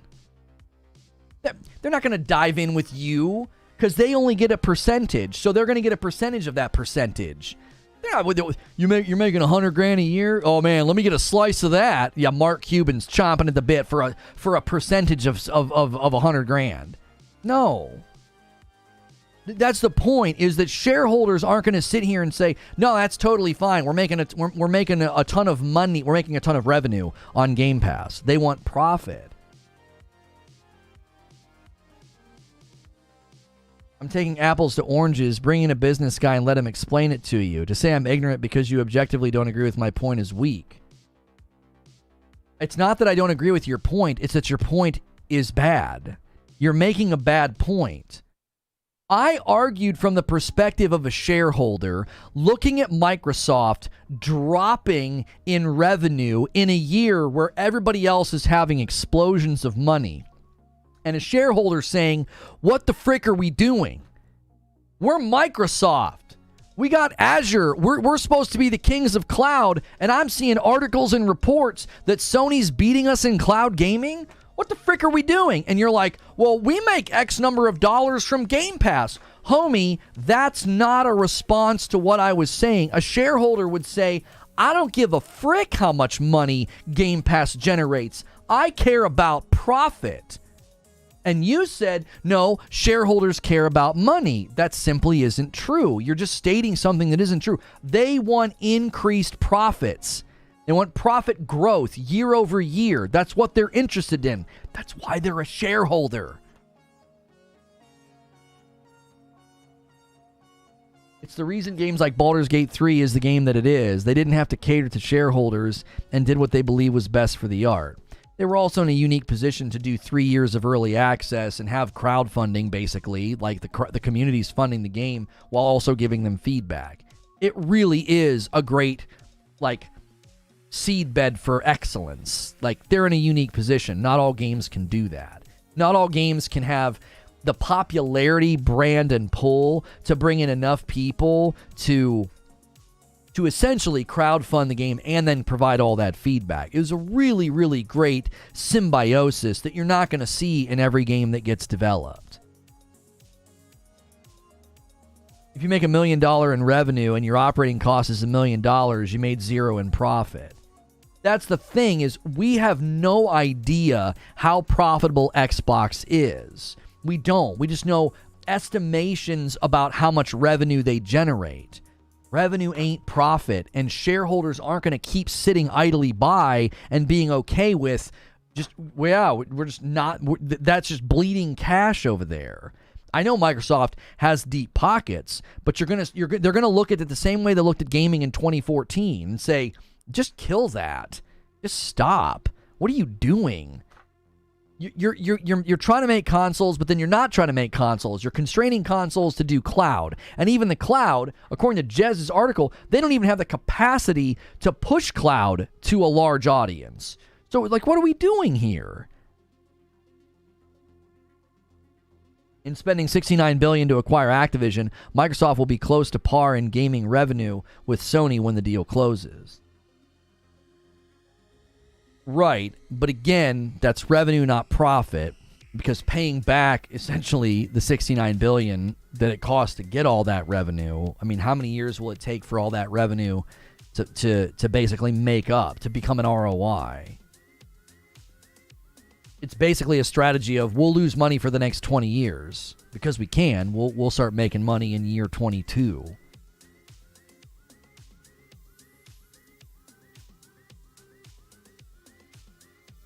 PlayStation's margin was 10% on $24 billion last year. Right, and like Donnie said, 10% margin's actually pretty good, to be fair. When you're at large scale, sure. When you're only generating $1 million in the example I gave, they'd laugh you out of the room. They're like, we don't want $100,000 in profit. You got to get your operating costs down. Especially when you're making like a trinket or something. They're usually trying to take production out of the United States to immediately lower production costs, as well as materials. Like, where are you sourcing your materials? Where are your production lines set up? Okay, well, we're outsourcing all of that tomorrow. They'll outsource all production to, China, and they'll do resource gathering from Africa. And when they do that, you immediately lower your production costs and immediately increase profit margins. So then the percentage that Mark Cuban gets back immediately goes up. But you fools don't know. It's all speculation. I guess we need to start listening to Microsoft earnings reports. I don't know why you're calling us fools. Like, I don't know why you have to name call. Preacher says you can listen to their earnings calls, and they group gaming into software earnings to hide it. Right? They don't want you don't want it out on Main Street that Xbox is not a profitable division.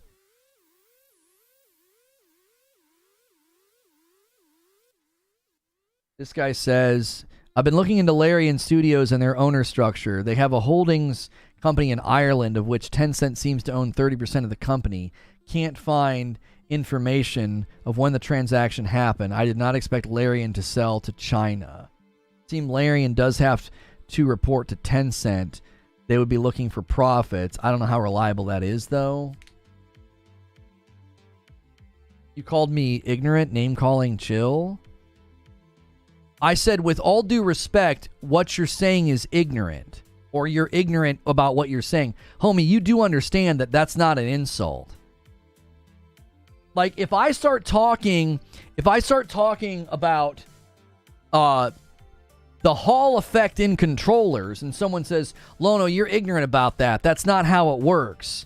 That's not an insult. That's a statement of fact. If I'm speaking out of turn and I say, well, the way the Hall effect works in controllers is there's magical pixie dust inside the controller that keeps things from rubbing together, and someone says, Lono, you're ignorant. That's not how it works. It actually uses magnets. They're not insulting me. They're literally pointing out the fact that I'm ignorant. It's like, you don't know what you're talking about. And you literally said that shareholders care about money. They don't care about money. They care about profit. There's a big difference between the two.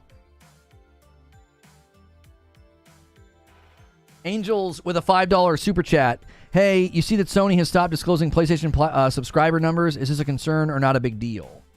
When did they not disclose the PlayStation subscriber numbers? I thought they recently talked about this openly on a call.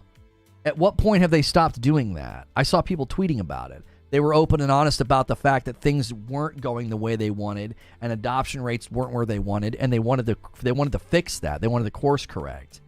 I don't know the exact number, but I swear they were recently talking about it. Oh, they're stopping going forward, says Paul. Yeah, I don't know why. Maybe they're facing the same issues. Listen. I'm telling you right now. Sub gaming isn't in a good spot. It's not surprising. If they don't want to talk about it, Xbox doesn't want to talk about it, subscriber numbers are not going up, they're going down. You know what went up? Buying games at full price and buying physical copies of games. That stuff's going up. Sub services are going down. So I'm not shocked at all if PlayStation doesn't want to talk about it. It's not shocking. It's like, I wouldn't want to talk about it either.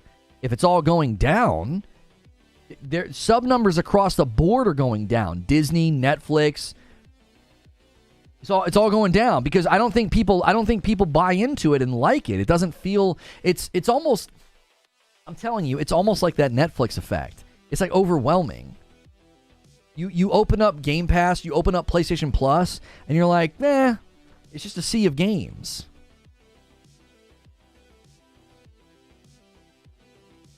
Like I said, 200 to 300 million to make a game, that's what Game Pass makes in a month. I don't see how Game Pass isn't making profit. They make minimum $3 billion a year. Big budget games cost 200 to 300 million over the development. Where is the money going? No way they pay $3 billion to get games on Game Pass. Prenab, I couldn't tell you, but I'm going to tell you this right now. If you're correct, they would be championing that to the public. They would be championing that to their shareholders. Yeah, we make enough to make a big budget game every month. We got profit coming out of our ears. I just don't think that that's true. Like your question of where's the money going? Homie, I don't know.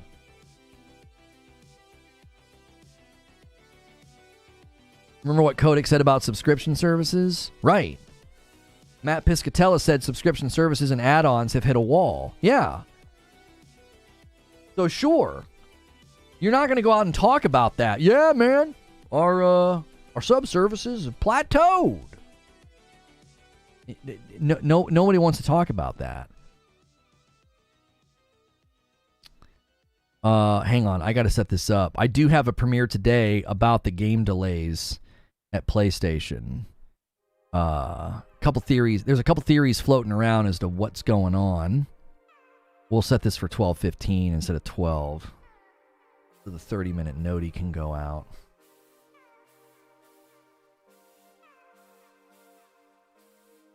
You don't think that's the point? Doesn't mean that's not the case. Wait for it. I don't understand. So you're saying because... What are you arguing against? Are you arguing against that, like, we shouldn't talk or speculate about any of this because we don't know? I mean, then just be agnostic and leave then. If that's what you're arguing, well, we can't know, so let's just wait. Wait for what? The market has spoken. The market has spoken as it relates to Game Pass subscription services. Apologize? Why would I apologize? I wasn't even mean. I was very gentle.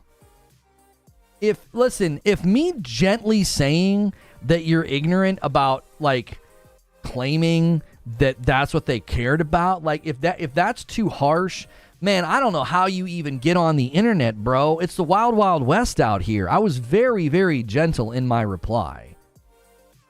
I was absolutely not being unkind or rude. It was a very measured response. Their goal isn't more subs now, it's more revenue from the current subs, trying to get people to upgrade. They've hit saturation. This is their goal now. This is why they stopped reporting numbers. They've had the same numbers for 3 quarters. Right, and I think that's the issue. Like, don't expect Sony or anybody to report on their sub numbers. Why? They've plateaued. They'll start talking about revenue. They're going to start raising the price. They'll start raising the price. Prosy says, no, he doesn't have to do that. Yeah, Prosy doesn't need an apology. He's a big boy. He'll be fine. Like, he doesn't need an apology. Guys, everybody just take a breath. Everybody just take a breath. Let me schedule this game delays. I'm going to need the debrief thumb, creature.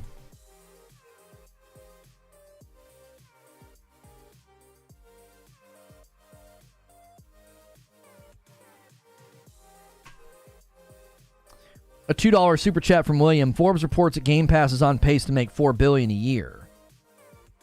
Oh, fine. Like, that's not the question. The question is profit. Like, generating $4 billion a year in revenue isn't the question. The question is, are you making profit?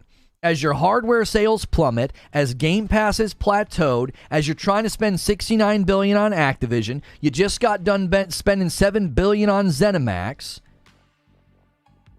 Okay, so yeah, great, $4 billion a year on Game Pass, good for you. Is it profitable? Are you growing? Do developers want to work for you? Do they want to work with you? Are you basically having to strong arm the market into your umbrella? Like, you see what I'm saying? Are devs flocking to work with Xbox right now, or are they being purchased because they weren't going to be working with them?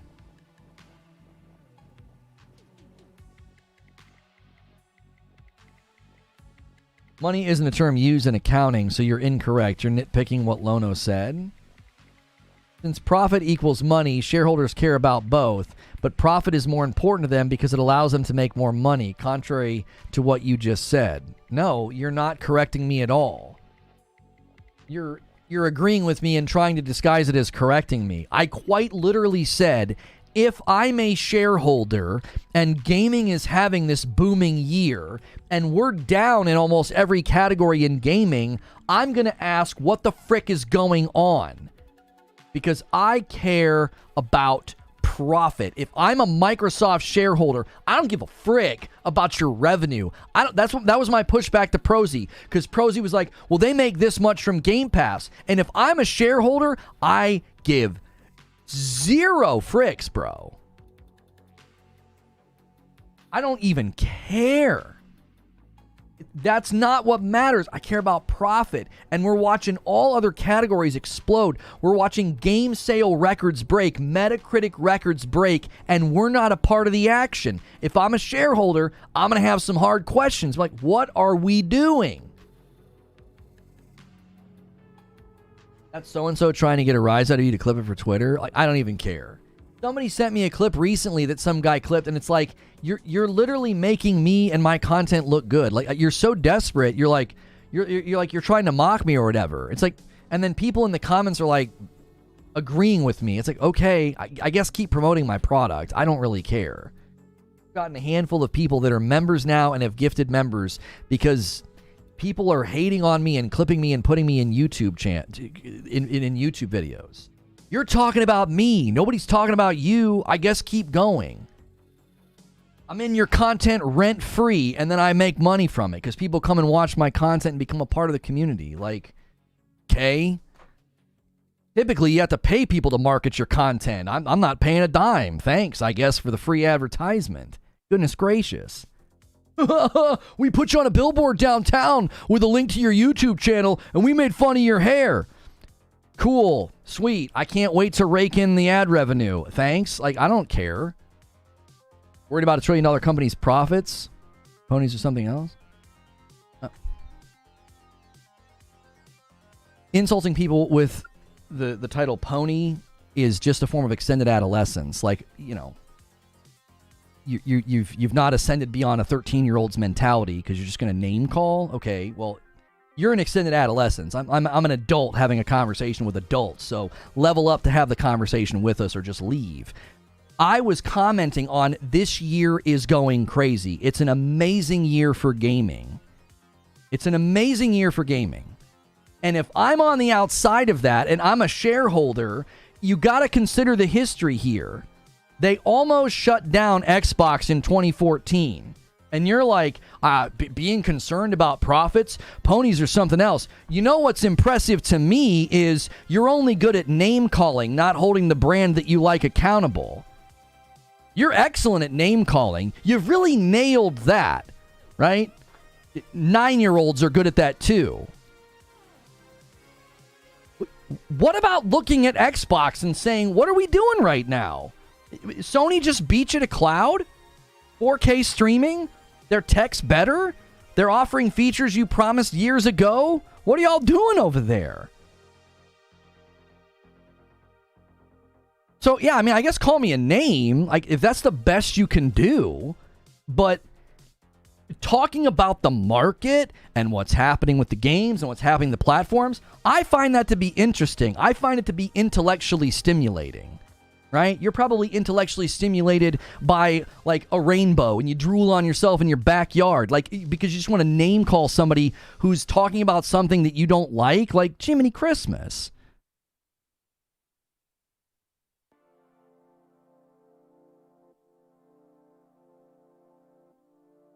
Like, it's remarkable to me that just talking about how good or bad Xbox is doing, like, invites insults. Like, man, how insecure are you? G&E, like, just enter the conversation.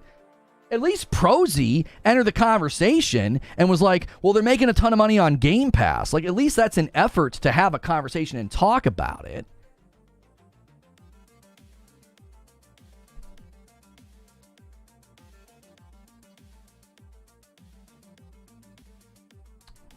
Creature says, I do. They hide the numbers.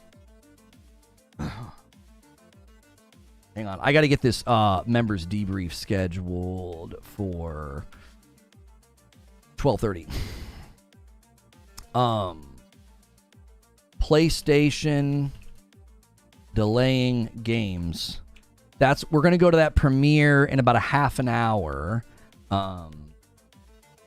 We have Spider-Man 2. It's available, right? It's a category? Yes, it is. Okay.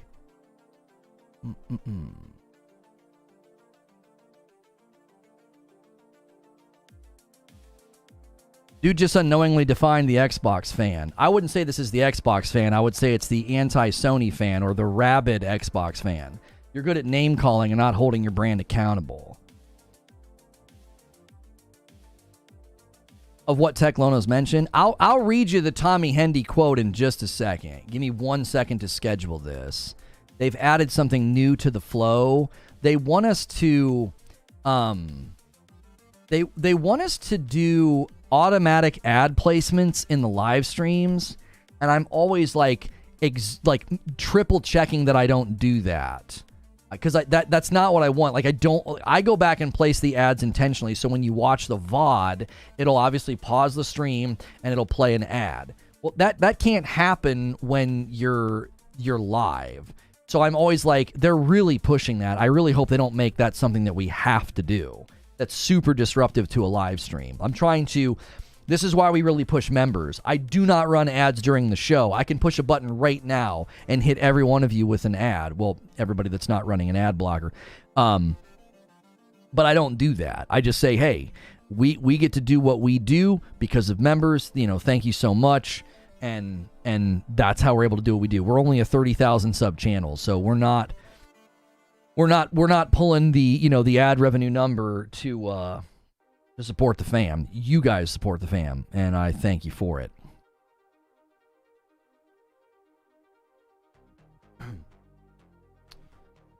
Did these delayed games have release dates? No, these were internal delays, but I still think it's worth talking about.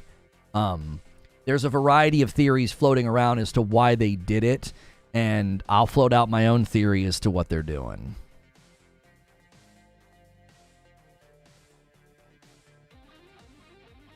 Okay, so this is what Tom Henderson said. This is basically what's coming from PlayStation 5 Cloud. And this is why I heavily leaned on an article today from Jez Corden that basically argued Xbox lost the console war. Are they about to lose Cloud 2 to PlayStation? So that's Jez Corden. That's Windows Central, right? Like he's pretty big for Xbox. He supports Xbox, likes Xbox. He's on an Xbox podcast, right? No name calling here. He's Team Xbox. I think that's fine. That's totally fine. And as someone who's more Team Xbox, he thinks PlayStation might be jumping ahead on Cloud.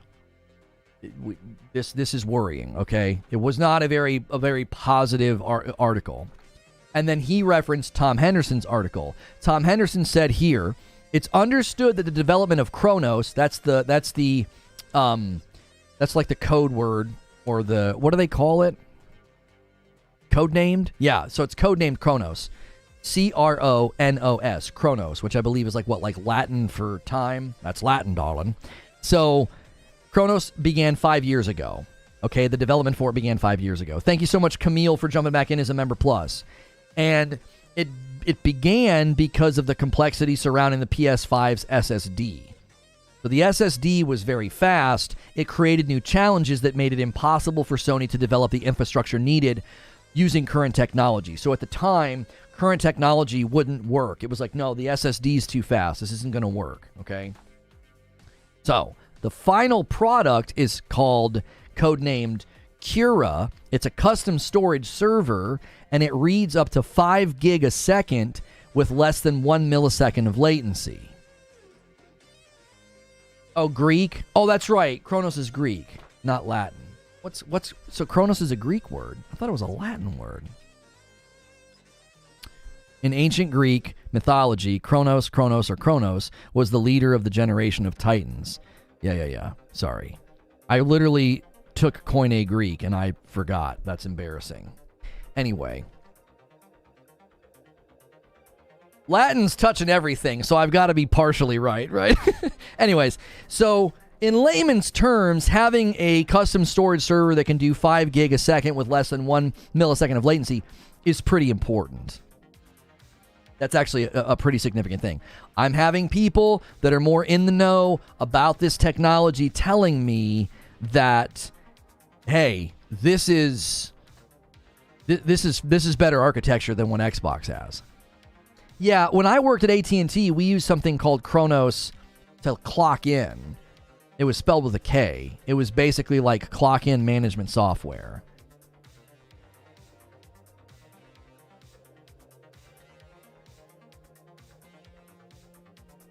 So, that was what Tom Henderson came out with. Now, the plan here is they're going to have 28 data centers across 15 metros to roll this out, and its planned rollout is for fiscal year 23, which is between April of 2023 and March of 2024. So that was basically the tech, on the tech side of things. On the cloud side of things, the reason that Jez was so worried, he says it seems like PlayStation sort of leapfrogging Xbox with, number one, they're going to let you play games that you own, and that's something that Xbox said they were going to offer, and they still haven't done so. Now, it still is just a limited list, but again, I think Jez's concern is that they're getting ready to jump ahead. They're already offering a feature that Xbox promised and haven't made good on, and they're offering it first. They got 4K streaming in their beta testing already. 4K streaming of a game. And potentially the reason they're able to do that is with this homebrew solution that they came up with this data server infrastructure that can do, 5 gig a second and with less than a millisecond of latency. So, from Jez's perspective, Xbox just got leapfrogged in like 3 different ways. First to 4K streaming, first to offer games you own on the cloud gaming, and then first to basically roll out, and leapfrogging with respect to how strong the technology is. So that's where he's coming from. He's like, this just kind of came out of nowhere. And the reason that it's kind of, I would say, slightly earth-shattering for Xbox guys, if you've been paying attention, the dialogue really has shifted to ecosystem in the cloud. Console war is over. You literally, on the Kind of Funny Xcast, there was a clip floating around from a recent episode where Destin was like, well, they'll have to leave behind the Series S eventually. And it's like, we're 3 years in and you're already saying that? Like, what are you talking about? That's the main console. What on earth? And he said, along with many other people, just use the cloud. He thinks, and many others have said, well, just put Baldur's Gate 3 on the cloud. That doesn't solve the issue, because when you play on xCloud, you're actually playing on a Series S profile. Because they load 2 instances on one Series X. So they've allotted Series X chipsets for the cloud. That's why they've constrained Series X production, so they could have more cloud availability. And since they're doing 2 instances on a single Series X, you're loading into a Series S profile, therefore the bottleneck would still exist. Now they could allocate maybe more memory in the cloud for Larian to successfully do the co-op. But then you're asking somebody to put their game on the cloud instead of install it natively, and that's something many developers are not going to be willing to do. We don't want our game experience on the cloud. Look at what happened to a lot of the Switch games that did that. They got really bad review scores. They were not natively ported to the device. You're playing them on the cloud, and they all have bad review scores because they don't run that well. So you're asking a developer to, well, hey, yeah, you can't get it to run on the Series S. We'll just throw it on the cloud. And they're going to say, we don't want our game to run on the cloud. Our game's being installed natively everywhere else. We don't want people's experience to be potentially not very good because their internet stinks or there's latency problems. So the dialogue, even from the Xbox-centric channels and podcasts and news outlets, is basically saying, well, we lost this fight. This is the fight now. Let's get Activision Blizzard. Let's push cloud. Let's push mobile. Let's push an ecosystem. I just last week said that the Starfield commercial that said no console required, I said, this isn't alarming. This is the next stage in their evolution. Starfield, as a flagship title, is being used to promote, you don't need a console. We're an ecosystem, baby. Play it cloud. And people obviously assumed that was going to be a negative video. It's like, it wasn't negative. I'm saying this is the evolution of Xbox right before our eyes. And it didn't seem alarming at all, because a lot of us have been saying this is where Xbox is going. They're going ecosystem. They're going with this like play anywhere, use a cloud, harness this sort of all-encompassing system so that your games are everywhere. Your tablet, your phone, your TV. And in the midst of that dialogue forming and the evolution happening, all of a sudden you see Sony leapfrogging cloud. It's like Jez referred to it as almost like an existential crisis. It is an existential crisis. When Microsoft basically completely goes back on their marketing from 2019 and 2020, they completely revert on that trajectory, intentionally constrain their own console distribution for cloud. The only thing consumers and pundits could do was ride or die, baby. Hold that line. Yep, they're going cloud. This is good. Cloud ecosystem, yay. It's totally fine that they marketed Project Scarlet and native 4K and up to 120. It's totally fine that they marketed really high value, really crazy strong hardware and then turned around and constrained the production of that hardware for cloud. That's totally fine. We're ride or die. We're holding the line. It doesn't matter that they essentially got us to buy into this ecosystem this generation on promises that are not coming to fruition. That's fine. Let's go cloud. Team Xbox, let's go. And then PlayStation walks out and says, yeah, our cloud stuff's better.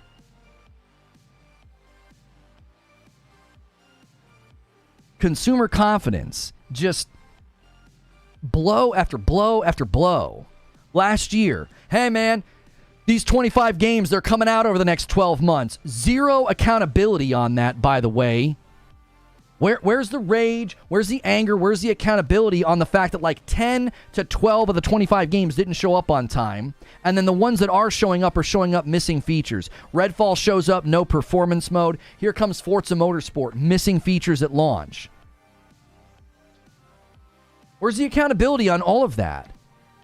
You just keep shifting to something else. Well, you just shifted to cloud, and now that's getting yanked from you. Like, well, oh yeah, according to Windows Central, this isn't me, according to Windows Central, they don't have the capacity to push cloud. So where are you going to run next?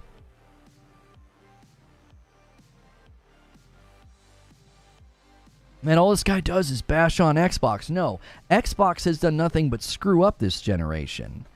I'm just telling you how it is.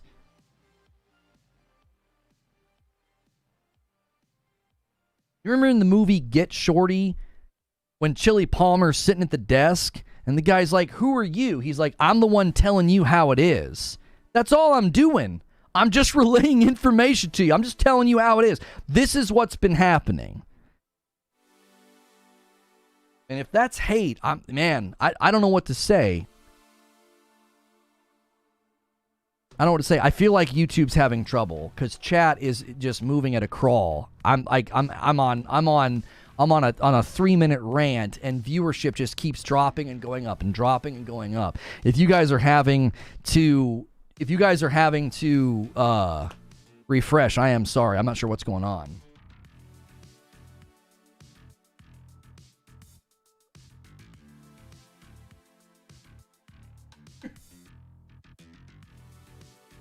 Oh, that poor woman.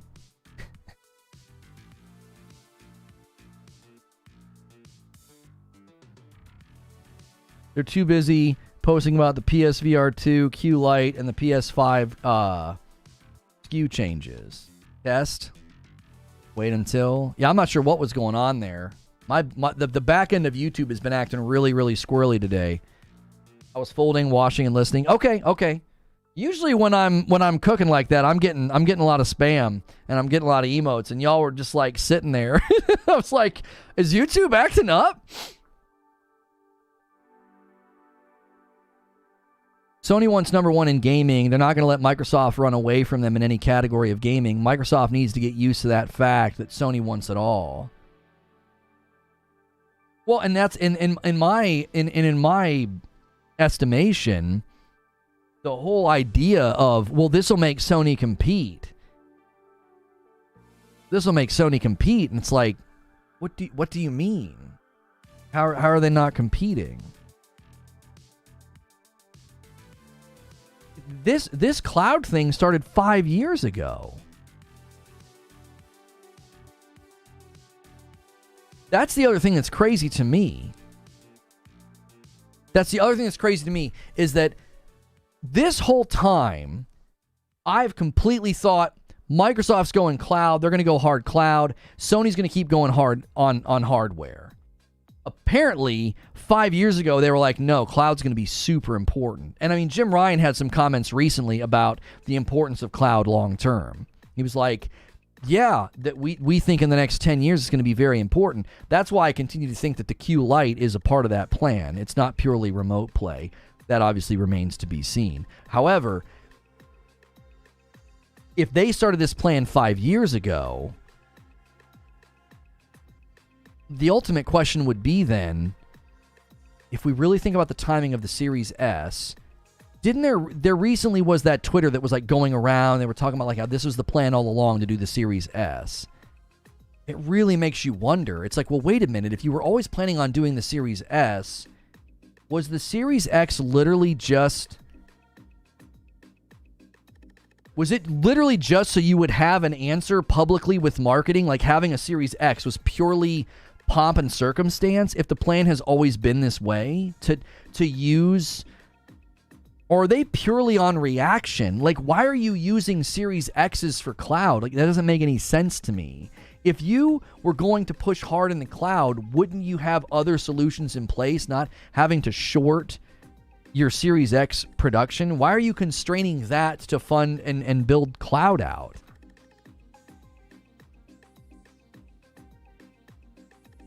That's interesting. Thanks for explaining. It'll be a serious blow to Xbox if Sony gets the better cloud experience.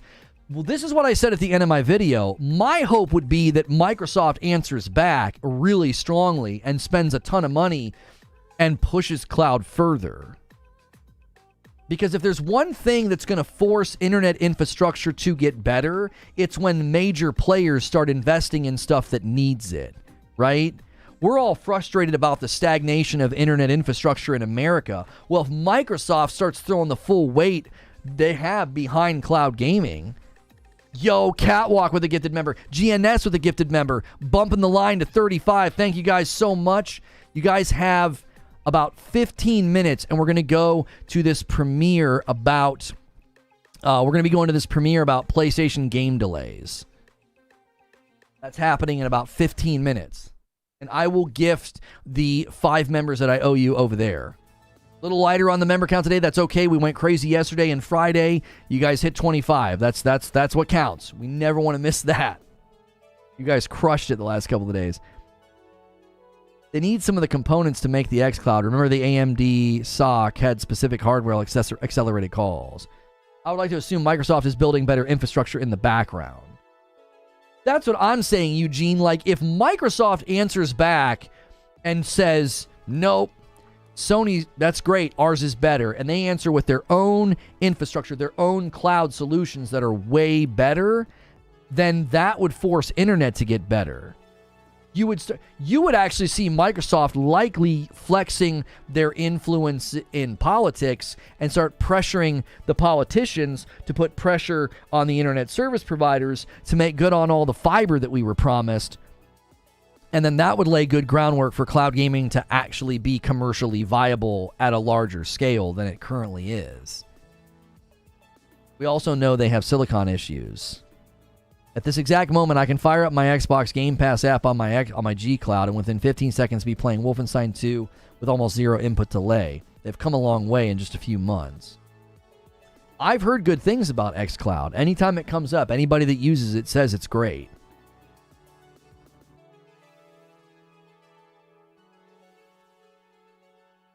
I know we call Microsoft a software company, but really their software is so full of bloated nonsense, it doesn't surprise me that they aren't getting cloud down. Even on the hardware side, Sony beats them. Jake says, same with Forza Horizon 5. Just last holiday, it was almost unplayable. Today, it's almost perfect. Fiber is supposed to be superhighway. It's more like country road in the U.S. The server limits we're learning about from Jez indicates they don't have the hardware necessary, says Eugene. I felt like that was the most concerning part of his article. Yo, Super Gaming with the layup to 40, a 5 bomb, 5 gifted members from Super Gaming. He lays it up. Somebody can slam home a 10 bomb. Thank you very much. Paris says, They very well could have started the X as the cloud architecture, xCloud, and the S was going to be the consumer hardware, and they caught wind of the PS5 and had to pivot early on. Yeah, I don't know though, Paris, because the Project Scarlet marketing hit in the summer of 2019. So they somehow knew in the summer of 2019 that they were going to have to pivot away from the architecture they had been working on being for cloud and making it for hardware. That would be an incredibly interesting turn of events. That as early as 2019, they had to make that pivot.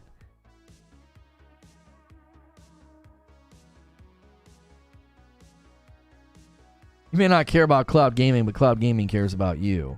You can only handle a couple thousand instances at once. Like what? That was in the UK. Yeah, and again, I wonder if that's on purpose, though, Eugene. Did they intentionally downplay that or I don't know, misrepresent it? That seems weird to even say. Yeah, we only have the infrastructure for, a couple thousand people in the UK on cloud. I'm like, huh? What's it going to do, crash if more people try to even do it? Like, what do you mean? Paul says these consoles take 3+ years to design and manufacture. Yeah, I can't see that being the pivot. It's almost like they didn't anticipate the challenges with raw materials, and that's why they've made these adjustments. I don't think this was the plan all along. I think the plan was to have a cheaper model, but I don't think the plan all along was to pivot raw materials to cloud. I think they encountered raw material problems and challenges, and this is their adaptation to those problems. Which is unfortunate because that means it wasn't like they made bad decisions. It's, we can't get enough raw materials. That's not necessarily a problem that has an easy solution. Game Pass is cool to play old games outside of that. It doesn't have any great games. I mean, it depends. It's all dependent on who you are. Because some people are eating real good on Game Pass, and others are not. It's just dependent on how many games you played, how long you've been a gamer, what type of games do you like playing. Super Gaming says 10 bomb, do it. He's trying to summon a 10 bomb from somebody. It still blows my mind that the internet is so bad in the US, and that's where the cloud skepticism mostly comes from. In Europe, fiber is pretty common. I could even get it in the village in my country house. Well, there was even a time, I remember when I worked at AT&T, and they were researching these like citywide internet Wi-Fi blimps. They were researching it at the time. It was going to be something that you would basically subscribe to along with your cell phone. You would essentially be not just subscribing to like a cell phone plan any longer. You would be lining up with an all-in-one plan. So like the internet would be insanely fast because you wouldn't be dependent on like local Wi-Fi.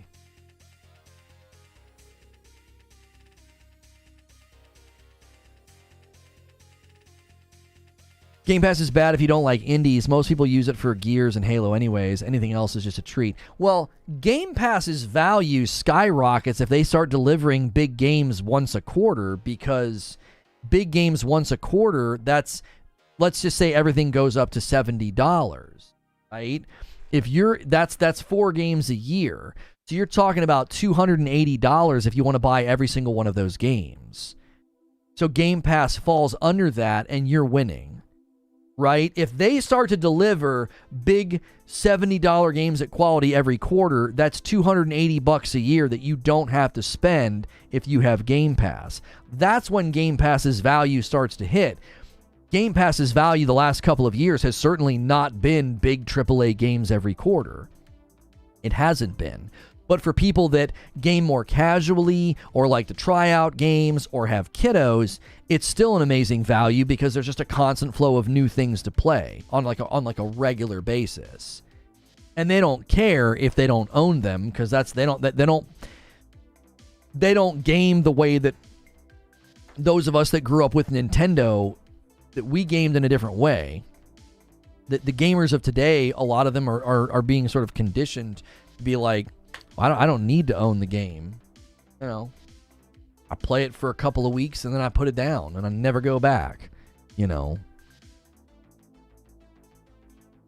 haven't seen a single AAA game launch on Game Pass actually worth buying.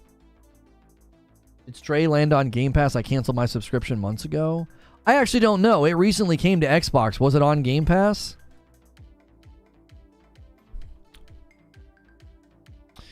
No. There's currently 5 days ago, Games Radar reported that there's currently no plans to bring it to Game Pass.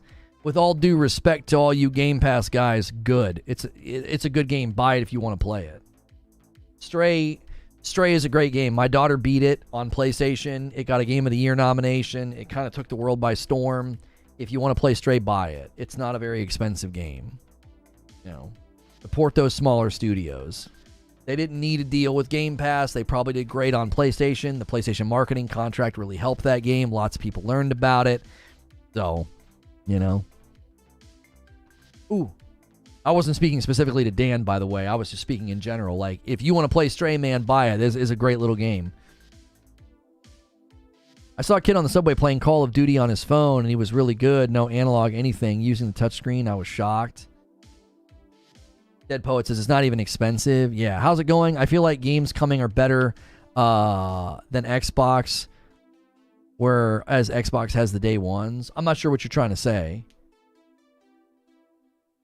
We're still getting a Stray DLC. I think I misfired when I thought that was happening. I think they literally just used Stray to promote that event because they were going to be there. They were just showing games that they had made. Anna Purna or whatever their name is. Yeah. I think we misfired. I was like, oh, maybe there's going to be DLC. Maybe Stray is going to be at the event. No.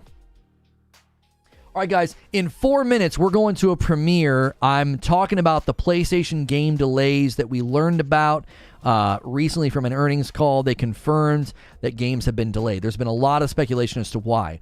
You guys have been over there watching on Kick. Thanks so much. You guys had us in double digits most of the day. It'd be really nice to kind of grow a presence over there. Make sure you click follow over there. We're nearing 400 followers. Consider becoming a subscriber over there on Kick. The split over there is really amazing. It really supports us. We generally focus on growing the members on YouTube. So if you want to come over to YouTube, we're going to go to this premiere about PlayStation game delays.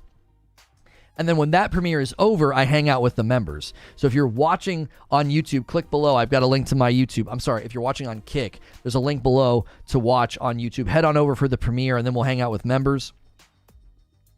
I'm going to end over there on Kick, and then we're going to get moving here in 3 minutes. If you guys want to slam home a 10 bomb to hit 50, I'll owe you 10 members. I always do that in the premiere. I give you as much time as possible to hit those goals. I'll spam the link to the YouTube video in the chat, and we'll redirect as well. Annapurna sounds like a fancy cat food. It does kind of sound like that. It actually does kind of sound like that. 12 pack has shipped. Okay, great. Okay. Hey, I subbed. Don't know why I wasn't. Yeah, thanks for subscribing on YouTube as well. Hit the sub button. Hit the bell button. That way you don't miss out on the content. That way you don't miss out on the shows. I do a live show every morning, Monday through Friday. It's safe for work. It's podcast format. We welcome debate and discussion. We had plenty of people today debating me, discussing things with me, and I welcome that. We do not push people out the door unless they, disrupt, insult, or attack, which has been, fairly regularly every day, but we typically just escort those people out pretty quickly. Best part of it is it can be month to month. A few good months of games, scoop it. Nothing you find interesting, cancel it. Yeah, I think that's one of the main concerns about, when Game Pass plateaus. That's probably one of the reasons that it plateaus is because of churn and burn.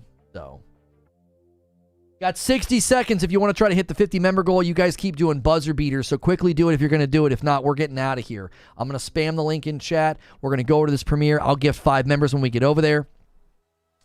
If you slam it to 50, you can still slam it to 50 during the premiere, and I'll make good on my part. I'll gift 10. Do you think PlayStation Q Lite will allow for anywhere gaming eventually, or will you have to make another console? Well, you'll be able to game anywhere there's Wi-Fi because you're going to remote into your PlayStation 5. The question is, will they add in cloud gaming later on? So, yeah, make sure you guys smash like. Make sure you smash like on this video. We should easily have 500 likes, so if you haven't hit the like button, be sure to do that. And then we're going to head over to this premiere about PlayStation game delays, and make sure you smash like when we get over there as well. There's a link in chat. I will see you guys over there. I'll be over there in chat gifting members, and you can as well. But most importantly, get over there to this new video and smash that like button. I'll see you over there.